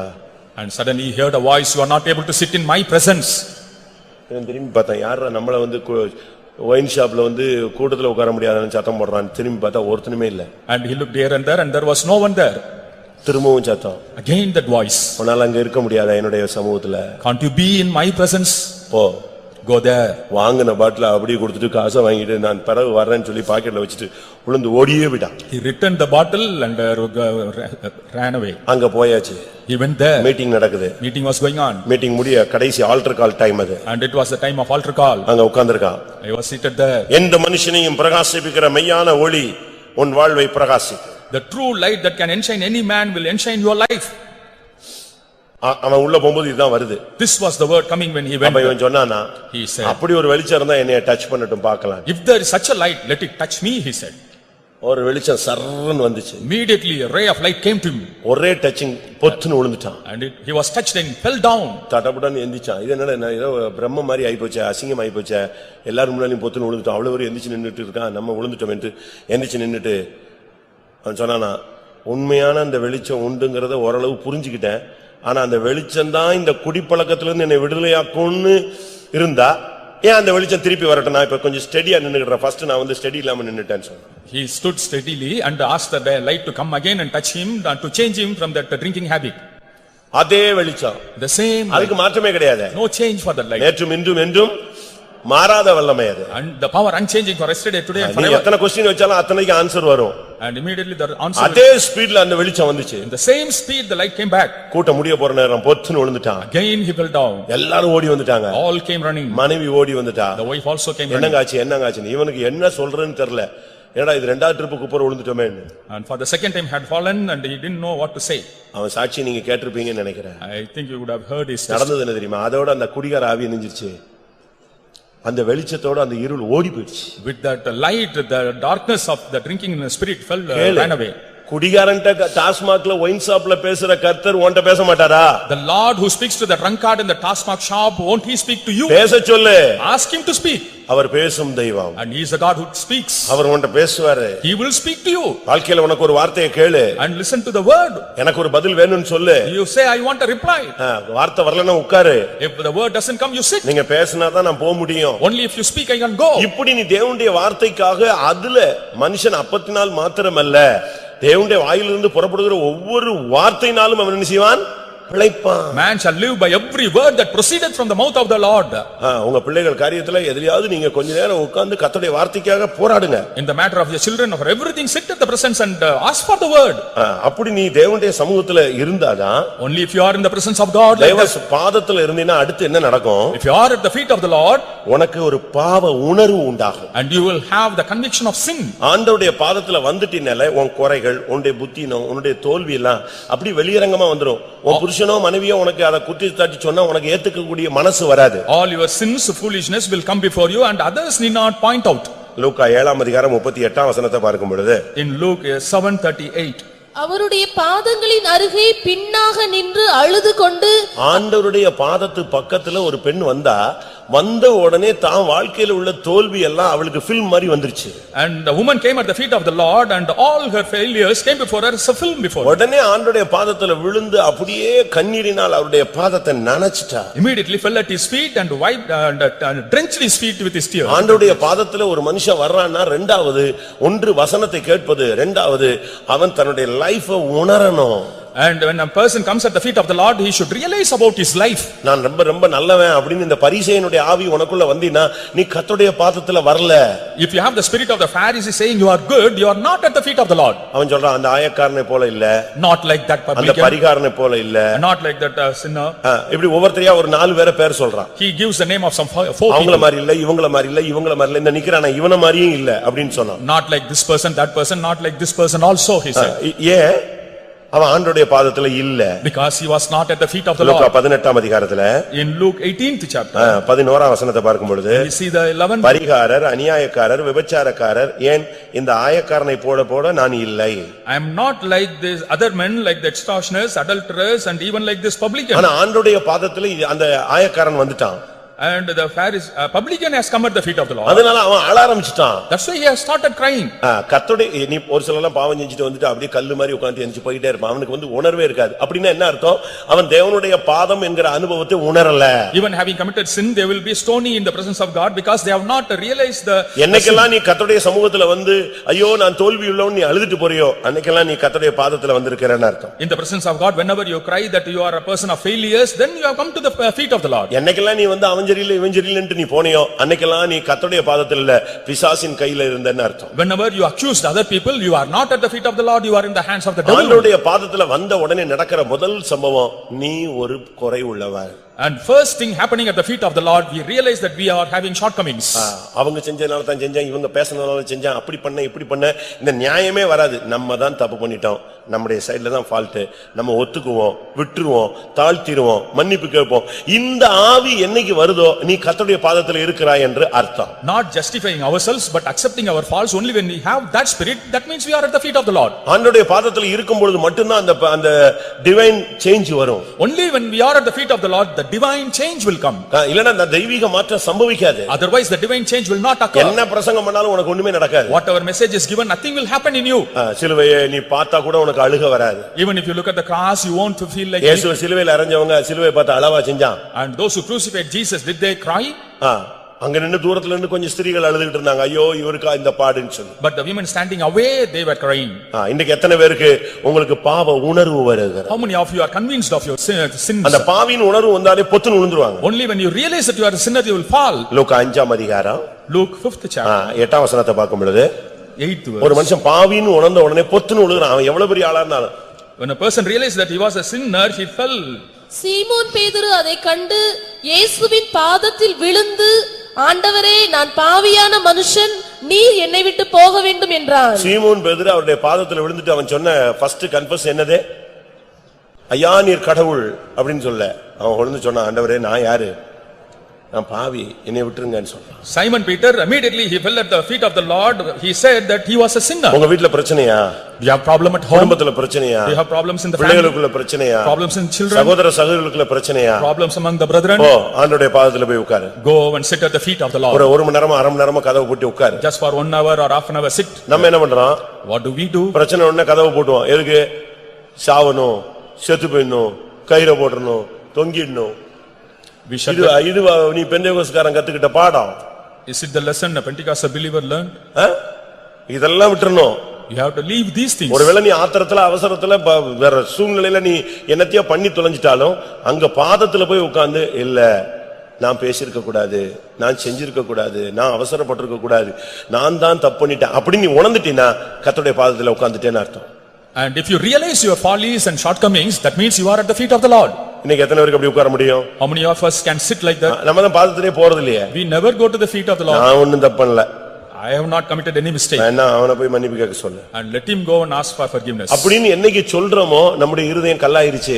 When we say so, that means our heart has become hard and stone. நீங்க உடனே போய் மன்னிப்பு கேட்கணும். Immediately we have to ask for forgiveness. நான் ஒரு இடத்துல இதே மாதிரி பிரசங்கம் பண்ணபோது When I preached in a place like this, ஒரு சகோதரி வந்தாங்க. a sister came. அவங்க குடும்பத்தை விட்டு பிரிஞ்சு 13 வருஷம் ஆச்சு. And she was separated from the family since 13 years. 18 வருஷம் ஆச்சு. For 18 years she was separated. பையன் இன்ஜினியரிங் படிக்கிறான். And the son was doing engineering. இவங்க கொஞ்சம் கொஞ்சமா என் பிரசங்கத்தை கர்த்தருடைய வார்த்தைகளை கேட்டபோது When she listened to the word of the Lord, அவங்க சொல்றாங்க, she said, அன்னைக்கு பிரச்சனையா இருந்துச்சு, நானும் சண்டை போட்டேன், எங்க அண்ணனை கூப்பிட்டேன், எங்க அண்ணனும் வந்து சண்டை போட்டான், கடைசியில் என் லைஃபே ரெண்டா போயிருச்சு, என்னை அடிச்சு கிடிச்சு கொண்டு போய் விட்டுருந்தா நான் சேர்ந்து வாழ்ந்திருப்பேன். யார் சொல்றா? இது கண்ணு கெட்ட பிறகு இல்ல, செத்த பிறகு சூரிய நமஸ்காரம் பண்ண case. worshipping the son after death. யோசிச்சு பாருங்க, கர்த்தருடைய வார்த்தையில நீ போய் உட்காரணும். உடனே ஆண்டவருடைய ஒரு ப்ராப்ளம்னா நீ தேவனுடைய பாதத்துல போய் கொஞ்ச நேரம் உட்காரு. There is a problem, immediately sit at the feet of the Lord for a while. உன் குறைய பாரு. And find out your mistakes. உடனே உன்னை சரிப்படுத்து. And set right yourself. உடனே தாழ்த்திரு. Immediately humble. உடனே மன்னிப்பு கேட்டுரு. Immediately ask for உடனே forgiveness. அந்த ப்ராப்ளத்தை முடிவுக்கு வச்சிரு. And put an end to that problem. நீ யோசிச்சு பாருங்க, லாஸ்ட் வீக் ஒரு பொண்ணு போன் பண்ணிச்சு. Last week a sister called me. ஒரே அழுக. And she was crying. அடிச்சிட்டா ஒரு டைம் அடிச்சிட்டாருன்னு மரியாதையா வருது, ஒரு ட்ரிப் அடிச்சிட்டாங்கிறது அதுக்கு என்ன பண்ணனே தெரியல. She didn't understand what to do, and she said he had கல்யாணம் பண்ணி 2 மாசம் கூட ஆகல. just 2 months had gone after marriage. இப்போ ரொம்ப விருப்பப்பட்டு கட்டின கல்யாணம். And very marriage of ரொம்ப ஆசைப்பட்டு கட்டினது. they desired and married. வயசு எவ்வளவோ வித்தியாசம், ஆனாலும் ஆசையில பிசாசு வயசெல்லாம் தாண்டி தூக்கி குப்பையில போட்டான். And there was a age difference, but they put aside everything and got married. ஏதோ டென்ஷன் இவ பண்ணவன அடிச்சிட்டான், உடனே அவ்வளவுதான் அவளுக்கு வந்து ஃபைனலுக்கு போய் நிக்கிறா. And she was beaten and went to the final stage. நான் உடனே சொன்னேன், I told her, இப்ப எங்க ஆளு எங்கன்னு கேட்டேன். and where is that person? அடிச்சிட்டு வெளியே போயிட்டாரு. And gone out. வந்த உடனே நீயும் எங்கேயாவது போய் ஒளிஞ்சிக்காத, வந்த உடனே மன்னிப்பு கேளு. Immediately when he comes, you go and apologize. இன்னைக்கு நைட் அந்த பிசாசை நெஞ்சிரு, காலுக்கு கீழே கொண்டு வந்துரு. Bring the devil under your feet night. உடனே தாழ்த்திரு. Humble yourself. நான் ஒன்னும் அப்படி நீ இப்படி பேசுனேன்னா இன்னைக்கு நைட் திருப்பி 2வது அடி விடும். If you justify second start ஆகும். there will be another blow this night. வேண்டாம், Don't do so. தாழ்த்து. Humble. அடுத்த நாள் காலையில எடுத்து ஆரம்பிச்சிருச்சுட்டு உடனே அவளுக்கு எல்லாம் மறந்து போச்சு. என்னன்னு கேட்டேன், நான் மன்னிப்பு கேட்டேன், ஒப்புரம் ஆயிட்டேன். ரைட்டு, இப்படியே ஓடுனேன்னா கரை ஏறிடுவேன். If you run so, then you will reach the other shore. நம்மளுக்கு அநேகருக்கு ஒண்ணுமே தெரியாதுங்க. Many do not understand many things. ஆவிக்குரிய வாழ்க்கையில் நீங்க பாதத்துல விழுந்தாதான் உங்களுக்கு புத்தி தெளியும். Only in the spiritual life, if we fall at the feet of the Lord, our mind will become whole. நம்முடைய குறைகள் அப்பதான் நமக்கு ஃபீல் பண்ண ஆரம்பிப்போம். Only then we will realize our shortcomings. நம்முடைய வாழ்க்கையில எத்தனை பேர் இப்படி இருக்கிறோம்? How many of us are like this in our life? இன்னைக்கு அநேகருடைய வாழ்க்கையில பயங்கரமான போராட்டங்கள் இருக்கு. In the life of many, there are lot of struggles. Mark 7ஆம் அதிகாரம், Mark 7th chapter. 25ஆம் வசனத்தை பார்க்கும் பொழுது, in the 25th verse, அசுத்த ஆவி பிடித்திருந்த ஒரு சிறு பெண்ணின் தாயாகிய ஒரு ஸ்திரீ அவரை குறித்து கேள்விப்பட்டு வந்து அவர் பாதத்தில் விழுந்தாள். அசுத்த ஆவி பிடிச்ச பிள்ளைக்காக அவங்க அம்மா போய் இயேசுவின் பாதத்துல விழுந்தாங்க. The mother of the daughter possessed by the unclean spirit went and fell at the feet of the Jesus. உன் பிள்ளைக்குள்ள இருக்கிறது அசுத்த ஆவியா இல்ல நல்ல ஆவியான்னு பாரு. You find out whether the good spirit or evil spirit is found in your child. கீழ்ப்படிய மாட்டேங்குது, doesn't obey, படிக்க மாட்டேங்குது, doesn't study, வேலைக்கு போக மாட்டேங்குது, doesn't go for job, எதிர்த்து பேசுறது, and talking back, மாம்சீகமா அலையிறது, and in a carnal way wandering. இப்படி நம்முடைய பிள்ளைகள் வந்து இப்ப ரொம்ப ரகசிய பாவங்கள்ல ரொம்ப பேர் இருக்கிறாங்க. Our children are caught in the secret sins. ரொம்ப பாவம். அதாவது எப்படி சொல்றது, சொன்னா ஓ நம்ம தான் அப்படி இல்ல போல இருக்கு நம்மால நினைச்சுக்குவோம். And if I explain, our people will think that we are not so. இன்னைக்கு பாவம் வந்து ஒரு வித்தியாசமான விகாரமான தோற்றத்துல உள்ள நுழைஞ்சிட்டு இருக்கு. The sin in a different terrible form நம்ம entering. பையங்க பிள்ளைங்க வந்து நம்ம பெற்றோர்கள் வந்து நினைக்கிறாங்க நம்ம பிள்ளைங்க அப்படியே செயின்ட் மாதிரி இருக்காங்க. ஒண்ணும் கிடையாது. Parents think our children are saint and it's not so. வரும் ஒவ்வொரு நாளும் ஒவ்வொரு பிரச்சனை வரும்போது தான் நீங்க யோசிப்பீங்க நம்ம பிள்ளைகளுக்காக நம்ம ஜெபிக்கலன்னு. Only when problems come every day we will realize that we have not prayed. ஏன்னா பாவம் இன்னைக்கு பல விதங்கள்ல நின்னுட்டு இருக்கு. And the sin is found in different forms today. எத்தனையோ விசுவாசிகள் பிள்ளைகள் எங்கெல்லாமோ கஷ்டப்பட்டுட்டு இருக்காங்க. And the children of many believers suffer in many places. நீங்க யோசிச்சு பாருங்க, அநேக விசுவாசிகள் கூட இப்படிப்பட்ட ரகசிய பாவங்கள்ல இருக்காங்க. Even many believers are caught in secret sins today. இங்கே அசுத்தாவி, Here it's unclean spirit. அந்த பிடிச்ச பிள்ளைக்காக அந்த தாய் போய் இயேசுட்ட kanjira. For the possessed daughter, the mother went and beseeched with அந்த Jesus. சின்ன வயசுலயே அந்த ஆவி அந்த பிள்ளைகளை பிடிச்சிருச்சு. And even when at the young age, the spirit had படிக்க விடாது. it will not allow them to study. ஸ்கூலுக்கு போக விடாது. Will not permit them to கீழ்ப்படிய விடாது. Will not allow them to obey. தேவ சமூகத்துக்கு வர விடாது. Will not allow them to come to the presence. தெய்வீகத்துல முன்னேற விடாது. Will not allow them to proceed. ஜெபிக்க விடாது. Will not allow them to pray. இதெல்லாம் யார் செய்யறதுன்னு நினைக்கிறீங்க? Who is doing so? எல்லாமே ஒவ்வொரு ஸ்பிரிட் தான்.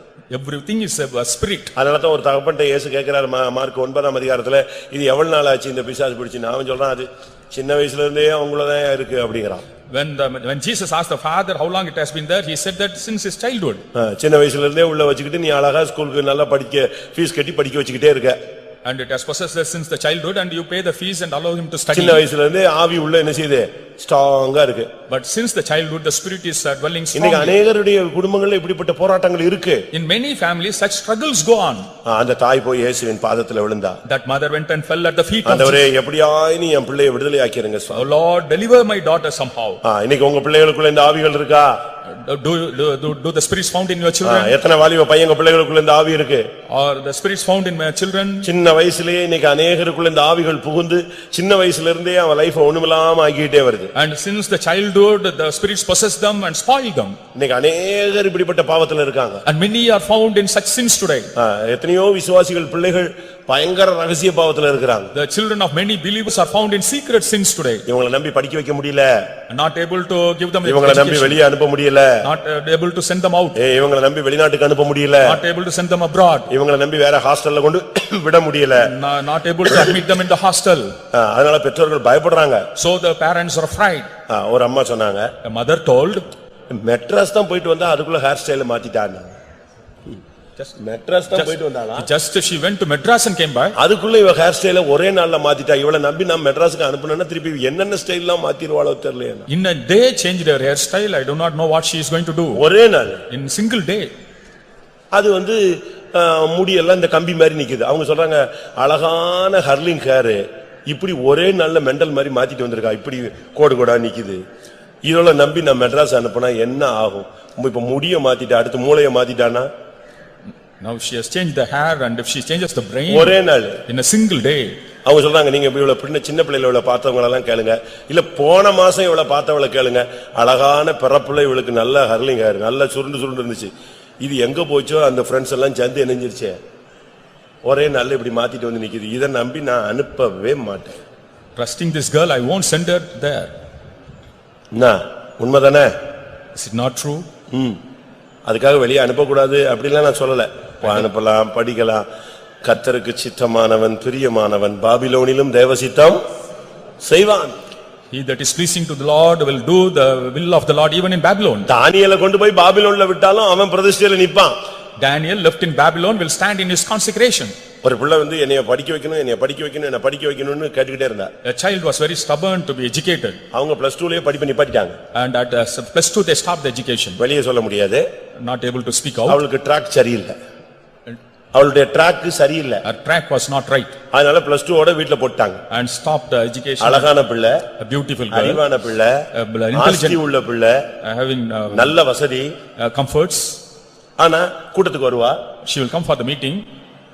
அப்படி அப்படி தலைய குனிஞ்சான்னா 1.5 மணி நேரம் எப்படி தான் அப்படி உட்கார முடியும்னு எனக்கு தெரியாது. And just even for 1.5 hours she will be bending down her head. அப்படியே குனிஞ்சு சாவல, உயிரோட தான் இருக்கா, தூங்கல. Not sleeping. அப்படியே உட்கார்ந்து கவுந்தான்னா அப்படியே 1.5 மணி நேரம் நான் கூட்ட முடியற வரைக்கும் உட்கார்ந்திருப்பா. If she bends her head down for till the end of the meeting, she will be seated so. கடைசில அவ அழுதா அப்படி இப்படின்னு சொல்லி கடைசில காலேஜ்லயும் சேர்த்து விட்டாங்க. சரி, ஒரு சான்ஸ், 2 வருஷம் படிக்காம வச்சாச்சு, போயிட்டு வந்து. And admitted her in the college. They gave one chance to her. அங்க போன உடனே திருப்பியும் வேதாளம் முருங்கை மரத்தில் ஏறி விட்டது. Again the ghost went up the tree. எப்படி இருக்கும்? ஹாஸ்டல்ல இருந்து சீட்டு கொடுத்து வீட்டுக்கு அனுப்பிட்டான். நீ உன் பிள்ளை படிச்சாலும் சரி, வீட்டுக்கு போனாலும் சரின்னு அனுப்பிட்டான். And they sent her back home from the hostel. எப்படி இருக்கும்? How it will be?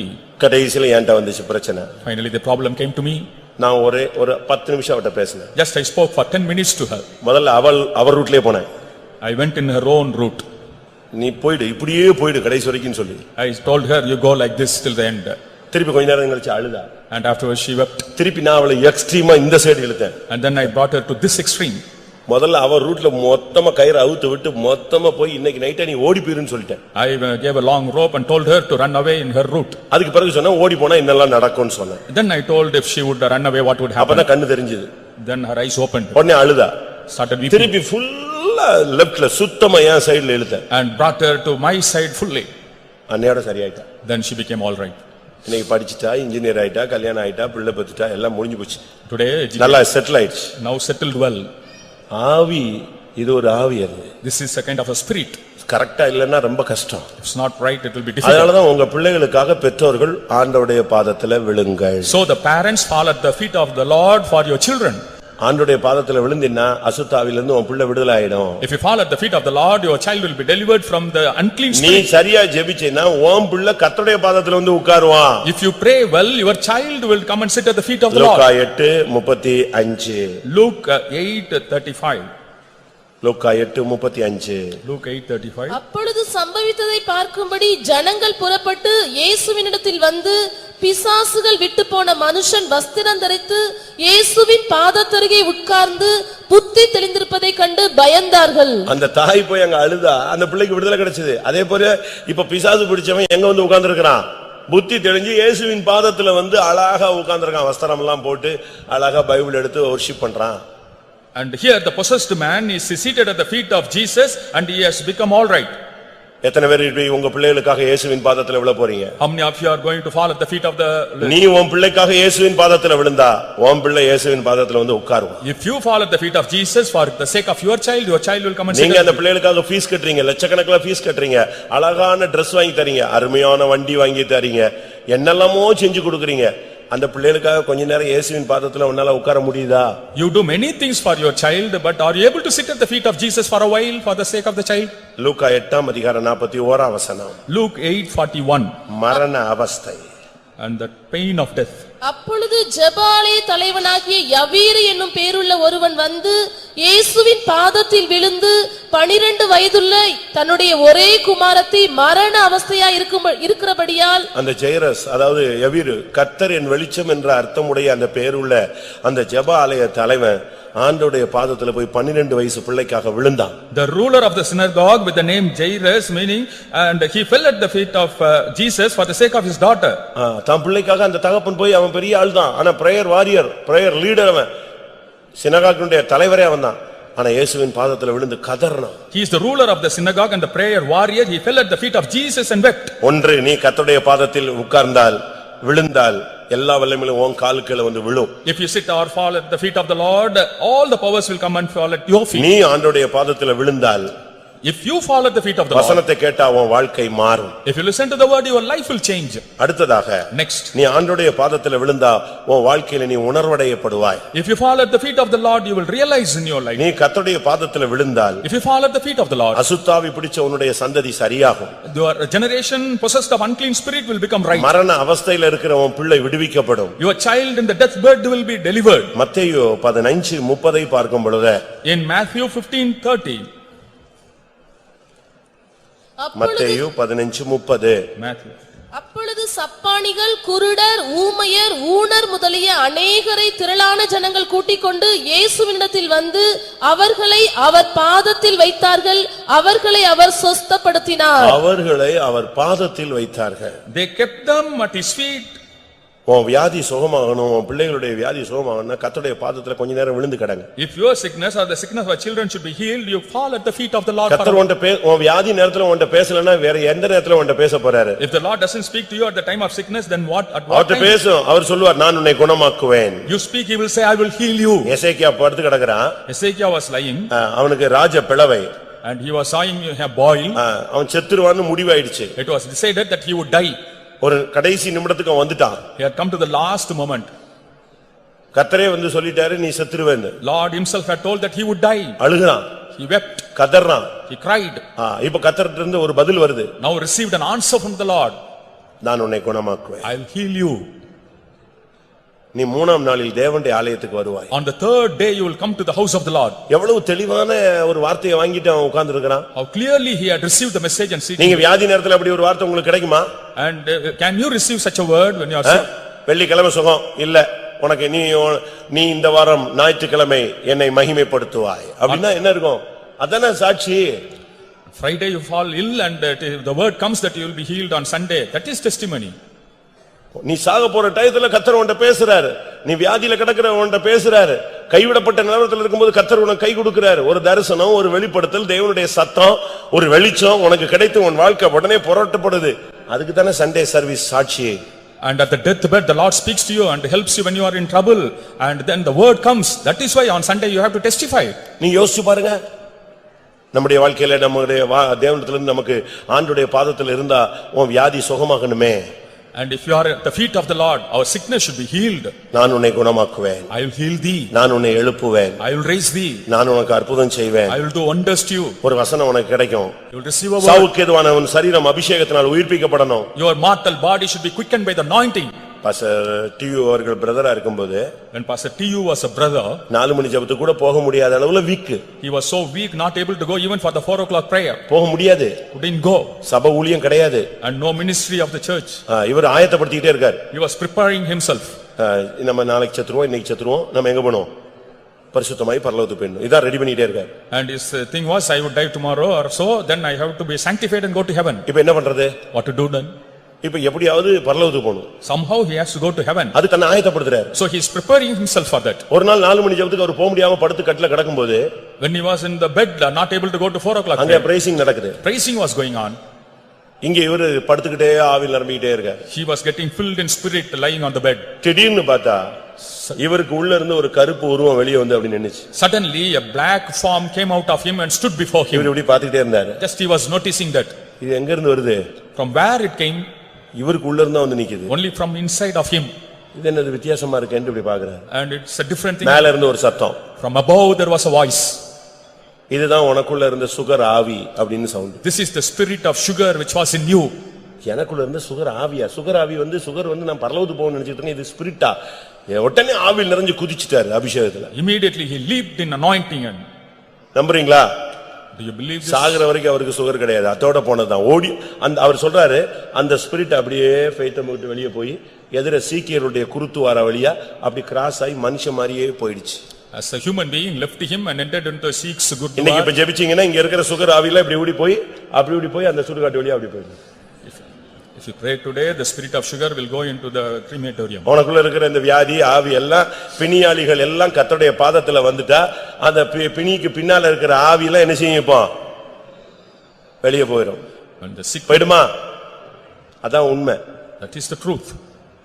அதுக்கு முன்னாலேயே அவர் சாகர கண்டிஷனுக்கு இருக்கிறதுக்கு முன்னாலேயே கர்த்தர் அவர்ட்ட அப்பமே பேசியிருந்தாராம். மும்பைல பிரதரா இருக்கும்போது, நான் இந்த சபையினுடைய தலைவராக உன்னை என்ன செய்வேன், பூமியில சீஃப் பாஸ்டரா மாத்துவேன்.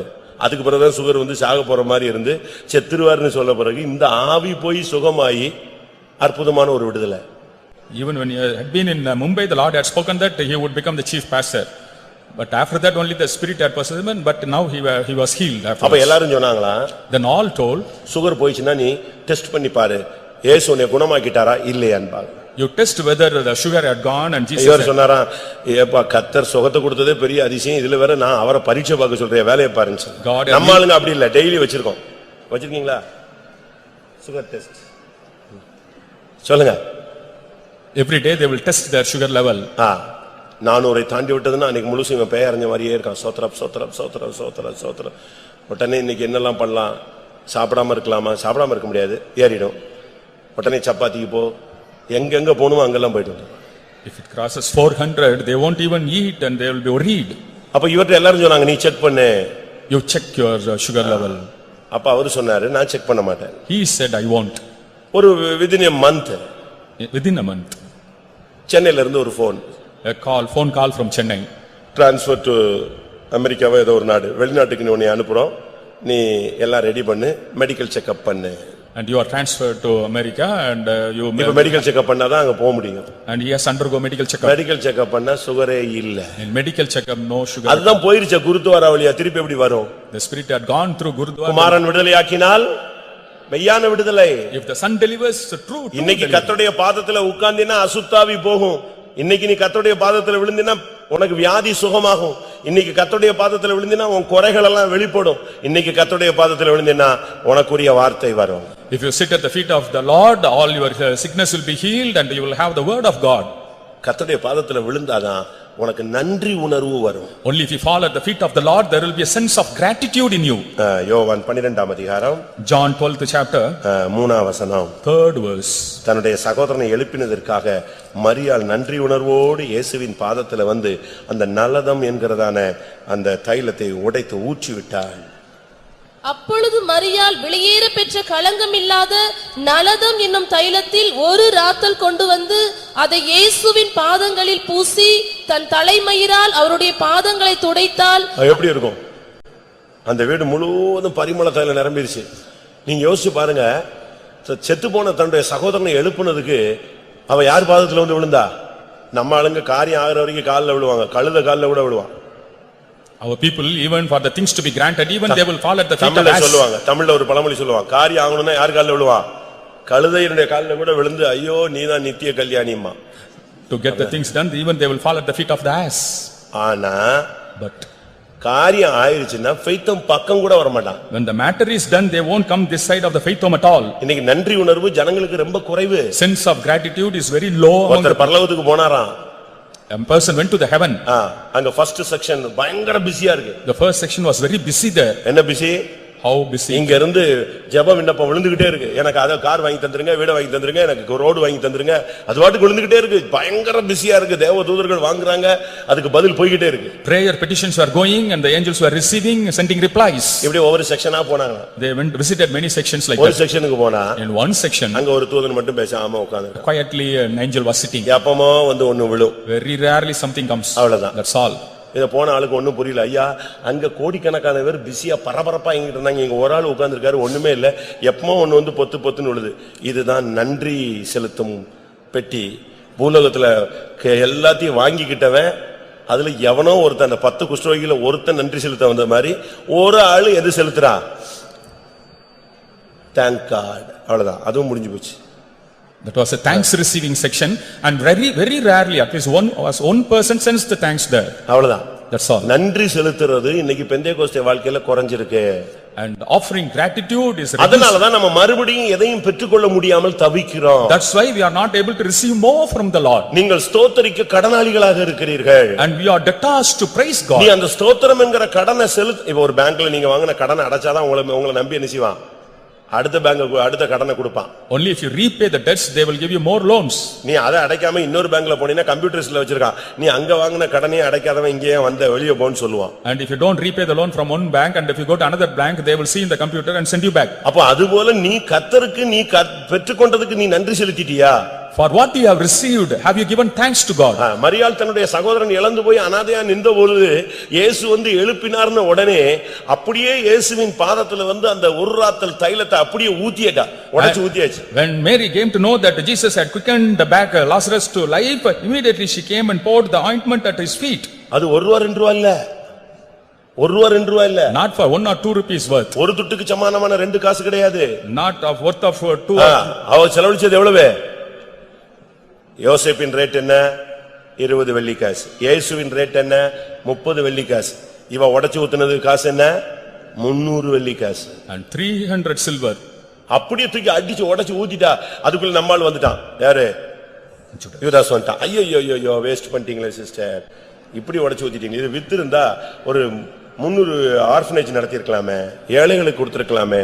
இது ஏன் இங்க போய் கொடுத்தீங்க? எப்படி? Why did you waste it here? Why did you waste it here? And we could have helped 300 people with that money, he would have told. ஒரு சகோதரர் சென்னையில ஒரு பிளாட் வச்சிருந்தார். A brother in Chennai flat had a plot. அவருக்கு ஒரு ஆவியானவருடைய ஒரு தூண்டுதல் வந்தபோது இதை வித்து ஊழியத்துக்கு கொடுக்கணும் அப்படின்னு ஒரு முடிவு எடுத்துட்டார். And when the message came from the Lord, he decided to sell it out and give it to the ministry. இடையில அவருக்கு சில புதிய நவீன போதகங்கள் கொடுக்கப்பட்டது. And some modern advices were given to him. அது ஃபெய்த்தமுக்கு தான் கொடுக்கணும்னு ஒண்ணும் கட்டாயம் கிடையாது. And it need not be given to the faith home alone. நீங்க அதை வித்து ஒரு ஆர்ஃபனேஜ் கூட கட்டினா கூட ஏழைக்கு இறங்குகிறவன் என்ன செய்றான்? கர்த்தருக்கு கடன் கொடுக்கறான், உனக்கு அப்படியே வட்டி மொத்தமா கொடுத்துருவாருன்னு சொல்லி டைவர்ட் பண்ணிட்டாங்க. They diverted him saying that he can also build an orphanage so that he can help the poor. அவரும் டபால்னு 50 லட்சம் ரூபாய்க்கு வித்து ஆர்ஃபனேஜ் ஸ்டார்ட் பண்ணிட்டாரு. And he sold it out and also started an orphanage. கொஞ்ச நாள் கழிச்சு After a while, என்னுடைய பிரசங்கம் இன்னொரு பெந்தெகோஸ்தே பேர்லி ரெண்டும் அவரை சந்தித்தது. my message and the Pentecostal parole met him. நீ பொருத்தனை பண்ணினால் உன் வாயை திறந்து சொன்னதை என்ன செய்யணும்? நிறைவேற்றணும். If you have made a vow with your mouth, you have to fulfill the vow. அவருக்கு என்ன பண்ணனே He தெரியல. didn't know what to do. மனுஷன் குழம்பி போயிட்டார். He was confused. ஐயோ ஏமாத்திட்டாங்களே, நம்மள டைவர்ட் பண்ணிட்டாங்களே, கர்த்தருடைய சமூகத்துல சொன்னதை செய்யலன்னு திருப்பி செஞ்சாரு, வேற வழி இல்லாம. And but he did it again. உனக்கு ஒரு நன்றி உணர்வு இருக்கணும். You should have a sense of gratitude. எத்தனை பேருக்கு நன்றி உள்ள இருதயம் இருக்கு? How many of us have a grateful heart? உனக்கு தேவ சமூகத்துல அழ முடியுது, எழும்பி இங்க வந்து சாட்சி சொல்ல முடியாது. கேட்டா ஸ்டேஜ் ஃபியர். என்னென்னலாம் நீ பண்ற, இதுல இங்க வந்து சொல்றதுதான் உனக்கு ஸ்டேஜ் ஃபியர் வந்துருச்சா? And for testifying for the Lord, I will say that you have stage fear. தேவ சமூகத்துல எழும்பி எனக்கு இந்த வாரம் வியாதியா இருந்துச்சு, நான் ஒரு மருந்தும் எடுக்கவில்லை, அதெல்லாம் நீ சொல்ல வேண்டியதில்லை, பேப்பர்ல போட வேண்டியதில்லை. இந்த வாரம் நான் வியாதிப்பட்டேன், தெய்வம் தன்னுடைய தழும்புகளால் என்னை குணமாக்கினார். I was sick last week, the Lord healed me with his stripes. இந்த வாரத்துல எனக்கு ரொம்ப பண தேவை இருந்துச்சு, வர்றதுக்கு வாய்ப்பே இல்ல, எனக்கு சம்பாத்தியம் இவ்வளவுதான் இருந்துச்சு, ஆனா கர்த்தர் எனக்கு அதை கொடுத்தார். அதான் சாட்சி. I was desperately in need of money, Lord gave me. That's testimony. மரண வியாதியில இருந்தேன், வேதனை இருந்துச்சு, ஜெபிச்சேன், கர்த்தர் எனக்கு என்ன செஞ்சாரு? சுகத்தை. ஒரு சிலர் அக்கா ஜெபித்தார்கள், சுகம் கிடைத்தது. ஒரு சிலர் அக்கா ஜெபித்தார்கள், சுகம் கிடைக்கவில்லை. நான் அடுத்த பாஸ்டரிடம் போனேன். இந்த கதையெல்லாம் சொல்லக்கூடாது. You should not tell all the stories of praying. அது அந்த அக்கா ஆட்டுக்குட்டி இதெல்லாம் கந்த கதையே வேணாம். நீ வந்தியா, ஜெபம் பண்ண, சுகம் கிடைச்சது. இல்ல ஒரு 2 வாரமா எனக்கு சுகம் கிடைக்கல, நான் இன்னும் என்னைய சுத்திகரிச்சேன், கர்த்தர் என்கிட்ட பேசினாரு, இந்த வார்த்தைக்கு பிறகு எனக்கு சுகம் கிடைச்சது, சொல்லு. அதான் சாட்சி. I was sick, I prayed, sanctified myself, God spoke and I am healed. That's testimony. நன்றி உணர்வு உனக்கு வேணும். You need a sense of gratitude. நான் சாவாமல் பிழைத்திருந்து உம்முடைய செய்கைகளை விவரிப்பேன். I will live, not dying. I will like say, எழுப்பி சொல்லு, கர்த்தர் என்னை சுகமாக்கினார்னு சொல்லு. You say, Lord healed you. அது வார்த்தை கேட்கும்போது அங்க வியாதியில உட்கார்ந்திருக்கவனுக்கு விசுவாசம் வரணும். And the sick person hearing your word should have faith with the ஒரு Bible. இடத்துல நான் சாட்சி சொல்ல விட்ட ஒரு அம்மா இருந்துச்சு, அவங்க பையனை பத்தியே சொல்லிட்டு இருந்துச்சு. And in testimony, the mother was going on speaking about his boy, son. எனக்கு பொறுமையே இல்லாம போச்சு. I lost patience. நான் சொன்னேன், உங்க இயேசுவை பத்தி சொல்லுங்க. You say about Jesus. அவ்வளவு, அதோட அந்த அம்மாவுக்கு ஃபீஸ் போயிடுச்சு. And she lost அதுக்கு பிறகு என்னை பிடிக்கவே பிடிக்காது. and she started hating me. வேற வழி இல்ல, என் சபையில தானே இருக்கணும் அவங்க. She should be in my church. அதுக்கு பிறகு வந்து அந்த தூணுக்கு நேரா உட்கார்ந்துப்பாங்க. And afterwards she would hide herself behind the pillar. நான் டிரான்ஸ்ஃபர் ஆற வரைக்கும் அவங்க அந்த தூணுக்கு பின்னால தான். Until I was transferred, she was seated behind the அவன் pillar. குடியார பையன், அவனை போய் தேவ சமூகத்துல நீ சாட்சி சொல்ற நீ. And he was a drunkard and testifying about that fellow in the என்ன presence. சாட்சி சொல்றீங்க? What testimony you say? சாட்சி ஆகமத்தை கட்டி நீ முத்திரையிட வேண்டும் என்று தீர்க்கதரிசன புத்தகத்துல சொல்லி இருக்கு. And it is said that we have to bind the book of 2 testimony. வார்த்தை போதும். Just 2 words will do. அழகா சாட்சி சொன்னா போதும், உட்கார்ந்திருக்க விசுவாசம் எல்லாம் கட்டி எழுப்பி அல்லேலூயா போட்டுருவான். And all the believers, the faith will be built up and they will shout அந்த வார்த்தை hallelujah. போதும், அந்த ஒரே வார்த்தை போதும். That just 1 word will do. அந்த வியாதியின் கொடூரத்துல இருந்த என்னைய இயேசு அப்படி தொட்டு அப்படியே வந்து நேரா தொட்டார்னா போதும், இருக்கிறவனுக்கு எல்லாம் புல்லரிச்சு மெய் சிலிர்த்து போயிடும். And if I say that Jesus came and touched me, all they will நன்றி have உணர்வு உனக்கு goosebumps. தேவை. You need sense of gratitude. 300 வெள்ளி காசை அப்படியே இயேசுவின் பாதத்துல உடைச்சு ஊத்தி, என் தெய்வம் என் சகோதரனை எழுப்பினார், மரித்தோரில் இருந்து எழுப்பினார், நாரி கடந்த என் பிள்ளையை எழுப்பினார்னு சொல்லணும். And you have to break 300 silver pieces and pour it at the feet of the Lord and say that the God பிரிஞ்சு போன என் குடும்பத்தை சேர்த்தாரு, and he united my separated family. கர்த்தர் அற்புதம் செஞ்சாரு, Lord did miracle. நீ இதெல்லாம் எழும்பி சொல்லணும். You have to say such testimonies. உனக்கு ஒரு நன்றி உணர்வு தேவை. You need a sense of gratitude. நன்றி இல்லாத ஜனங்களா நாம் இருந்து விட கூடாது. We shouldn't be ungrateful people. அதுதான் நாபாலுடைய ஆவி. That was the spirit of Nabal. நாபாலுடைய சொத்துக்களுக்கெல்லாம் தாவீது மதில் போல இருந்தான்னு பைபிள் சொல்லுகிறது. Bible says David was a wall to the possessions of உங்க Nabal. கையினால எது கிடைக்குமோ அதை கொடுங்க அப்படின்னு தாவீது ஆள அனுப்புனா வெளியே போடான்னு சொல்லி துரத்தி விட்டான். When David sent people for asking something, he drove them away. அன்னைக்கு தான் அவனுக்கு இருதயம் கல்லாய் போய் செத்து போனான். His heart became stony and he died. இருதயம் நன்றியினால் நிரம்பணும். Your heart should be filled with கர்த்தர் என்னை gratitude. ரட்சித்தாரே, God saved me, என்னை விடுதலையாக்கினாரே, delivered me, ஒளியில் உள்ள பரிசுத்தவான்களுடைய சுதந்திரத்துல என்னை கொண்டு வந்து வச்சாரே, brought me into the fellowship of the saints in என்னை light. இம்மட்டுமாய் கொண்டு வந்தாரே, He preserved me so நான் far. இருக்கிறது தேவனுடைய கிருபை. It's the grace of God I stand. நீ தேவனுடைய பாதத்துல விழுந்து ஆண்டவருக்கு நன்றி செலுத்தணும். You should fall at the feet of the Lord and give thanks to him. ஜீவனுள்ள ஜீவனுள்ள நாளெல்லாம் நான் நன்றி செலுத்துவேன். All my lifetime I will give thanks to my ஜீவனுள்ள God. நாளெல்லாம் உம்மை நினைப்பேன். All my lifetime I will remember. எல்லாரும் கண்களை மூடுவோம். Let's all close our eyes. இன்னைக்கு கர்த்தருடைய பாதத்துல சில நிமிடங்கள் நாம் விழலாமே. Let us fall at the feet of the Lord for a while. கர்த்தர் உனக்கு எவ்வளவு நன்மை செஞ்சிருக்கிறார். How many good things the Lord has done. ஒன்றே மெசேஜ் கர்த்தருடைய பாதத்தில் விழுங்கள். Today's message is fall at the feet of the Lord. கர்த்தருடைய வார்த்தை ஒன்று, நீ கர்த்தருடைய வார்த்தையை கேளு. Listen to the word of the Lord. இரண்டாவது, நீ பாவி என்பதை உணரு. And realize that you are a sinner. உன் பிள்ளைகளுக்காக கர்த்தருடைய பாதத்தில் விழு. Fall at the feet of the Lord for the sake of the children. தோல்விகள் இருக்கிற உன் குடும்பத்துக்காக கர்த்தருடைய பாதத்தில் விழு. Fall at the feet of the Lord for the failure in the family. வியாதி நேரத்துல கர்த்தருடைய பாதத்தில் விழு. Fall at the feet of the Lord at the time of sickness. நன்றியுள்ளவனாய் கர்த்தருடைய பாதத்தில் விழு. With gratitude fall at the feet of the Lord. அப்படியானால் If so, கர்த்தர் உனக்கு முன்பாக அந்த வல்லமைகளை உன் பாதத்தில் விழ வைப்பார். the Lord will make the powers against you to fall at your feet. எல்லாருக்கும் ஒரு 2 நிமிஷம் கண்களை மூடி முழங்கால் படியுங்க. For 2 minutes let us stand on the knees closing the eyes. ஆமென். உங்களில் எத்தனை பேருக்கு கர்த்தர் நன்மை செய்திருக்கிறார்? And to how many of you the Lord has done goodness? எனக்கு தேவை.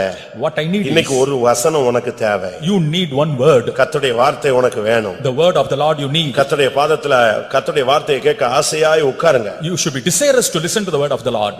இன்ட்ரஸ்டா தேவ சமூகத்துல வாங்க. With interest come to the presence of God. ஒரு 3 hours கர்த்தருக்காக ஸ்பெண்ட் பண்ணினா கர்த்தர் 24 hours உனக்காக ஸ்பெண்ட் If பண்ணுவார். you spend 3 hours for the Lord, he will spend 24 hours for you.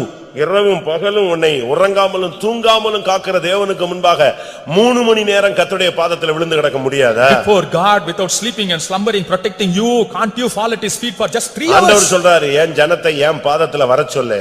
I call my people to come to my feet. நீ ஒரு விசுவாச வீரனா இருக்கலாம். You may be a நீ faith ஒரு warrior. பரிசுத்தவானா இருக்கலாம். You may be a saint. நீ கர்த்தருடைய பாதத்துல விழ வேண்டிய ஒரு ஆள். You are a person to be followed. அவருடைய பரிசுத்தவான்கள் அவருடைய பாதங்களில் விழுந்து போதனை அடைவார்கள். His saints will fall at his feet and they will learn. நீ கர்த்தருடைய பாதத்துல விழுந்தா வேற எவனையும் தேடி போக வேண்டிய அவசியமே கிடையாது. If you fall at the feet of the Lord, you need not seek others. எல்லாரும் கண்களை மூடி கொஞ்ச நேரம் முழங்கால் படிடுவோம். Let's all close our eyes and stand on the knees. உன் குடும்பத்துல பிசாசு போராட்டம் இருக்கா? Is there a struggle of the உன் devil? குடும்பத்துல வியாதி போராட்டம் இருக்கா? Is there a struggle of sickness in your உன் family? சரீரத்துல மரண வேதனைகள் இருக்கா? Do you have the pain of death? உனக்குள்ள பிரச்சனைகள் இருக்கா? Do you have problems? உனக்குள்ள கவலைகள் இருக்கா? Do you have sorrows? உனக்குள்ள பாவம் உண்டு என்கிற உணர்வு இருக்கா? Do you feel that you have sin in you? கர்த்தர் எனக்கு நன்மை செய்தார் என்கிற நன்றி உணர்வு இருக்கா? Do you have a sense of gratitude in you? ஆம், தேவன் எனக்கு நன்மை செய்தார். Indeed, the Lord did me good. அப்படி சொல்றவங்க எல்லாரும் கர்த்தருடைய பாதத்துல விழுவோம். Those who say you fall at the feet of the Lord. இன்னைக்கு ஒரு தீர்மானம் எடுங்க. You decide today. நான் இனிமேல் கர்த்தருடைய பாதத்துல விழுந்து கிடப்பேன். I will fall at my feet of the Lord. அறை வீட்டை பூட்டிக் கொண்டு கர்த்தருடைய சமூகத்துல கிடப்பேன். Closing the room, I will fall at his presence. Pastor டியூவை கவனிச்ச பையன் சொல்றான். About Pastor Tio, பாஸ்டர் டியூவை கவனிச்ச பையன் சொல்றான். brother who was in charge of taking care of Pastor காலையில Tio. 4 மணிக்கு அவர் பிரைசிங் போலன்னா ரூம்ல முகங்குப்புற விழுந்துருவாரு. If he won't go for praising early in the morning at 4 o'clock in the room, he will fall on his face. ஆண்டவருடைய பாதத்துல முகங்குப்புற விழுந்து கிடந்து எனக்கு பரிசுத்தம் தாரும், எனக்கு பரிசுத்தம் தாரும், என்னை பரிசுத்தப்படுத்தும். மணிக்கணக்கா அப்படியே கிடக்குறான். At the feet of the Lord, he will be lying like that and asking for sanctification and holiness. இன்னைக்கு எத்தனை பேர் அப்படி நம்ம பரிசுத்தத்துக்காக விசுவாசத்துக்காக தெய்வீகத்துக்காக விழுந்து கிடக்கிற ஜனங்களா இருக்கிறோம்? How many of us fall at the feet of the Lord for divinity and holiness? அவருடைய பரிசுத்தவான்கள் அவருடைய பாதங்களில் விழுந்து போதனை அடைந்தார்கள். His saints fall at his feet and they learn from him. அதனால தான் கர்த்தர் அவர்களை எல்லாம் உயர்த்தினார், கனப்படுத்தினார். That's why the Lord exalted them and honored them. ஆமா, இன்னைக்கு கர்த்தருடைய பாதத்துல நீ விழுற, இன்னைக்கு வேணா எழுதி வச்சுக்க. நீ கர்த்தருடைய பாதத்தில் விழுந்தால் உன்னை அசட்டை பண்ணினவர்கள், உன்னை அற்பமா எண்ணினவர்கள், உன்னை ஒடுக்கினவர்கள் எல்லாம்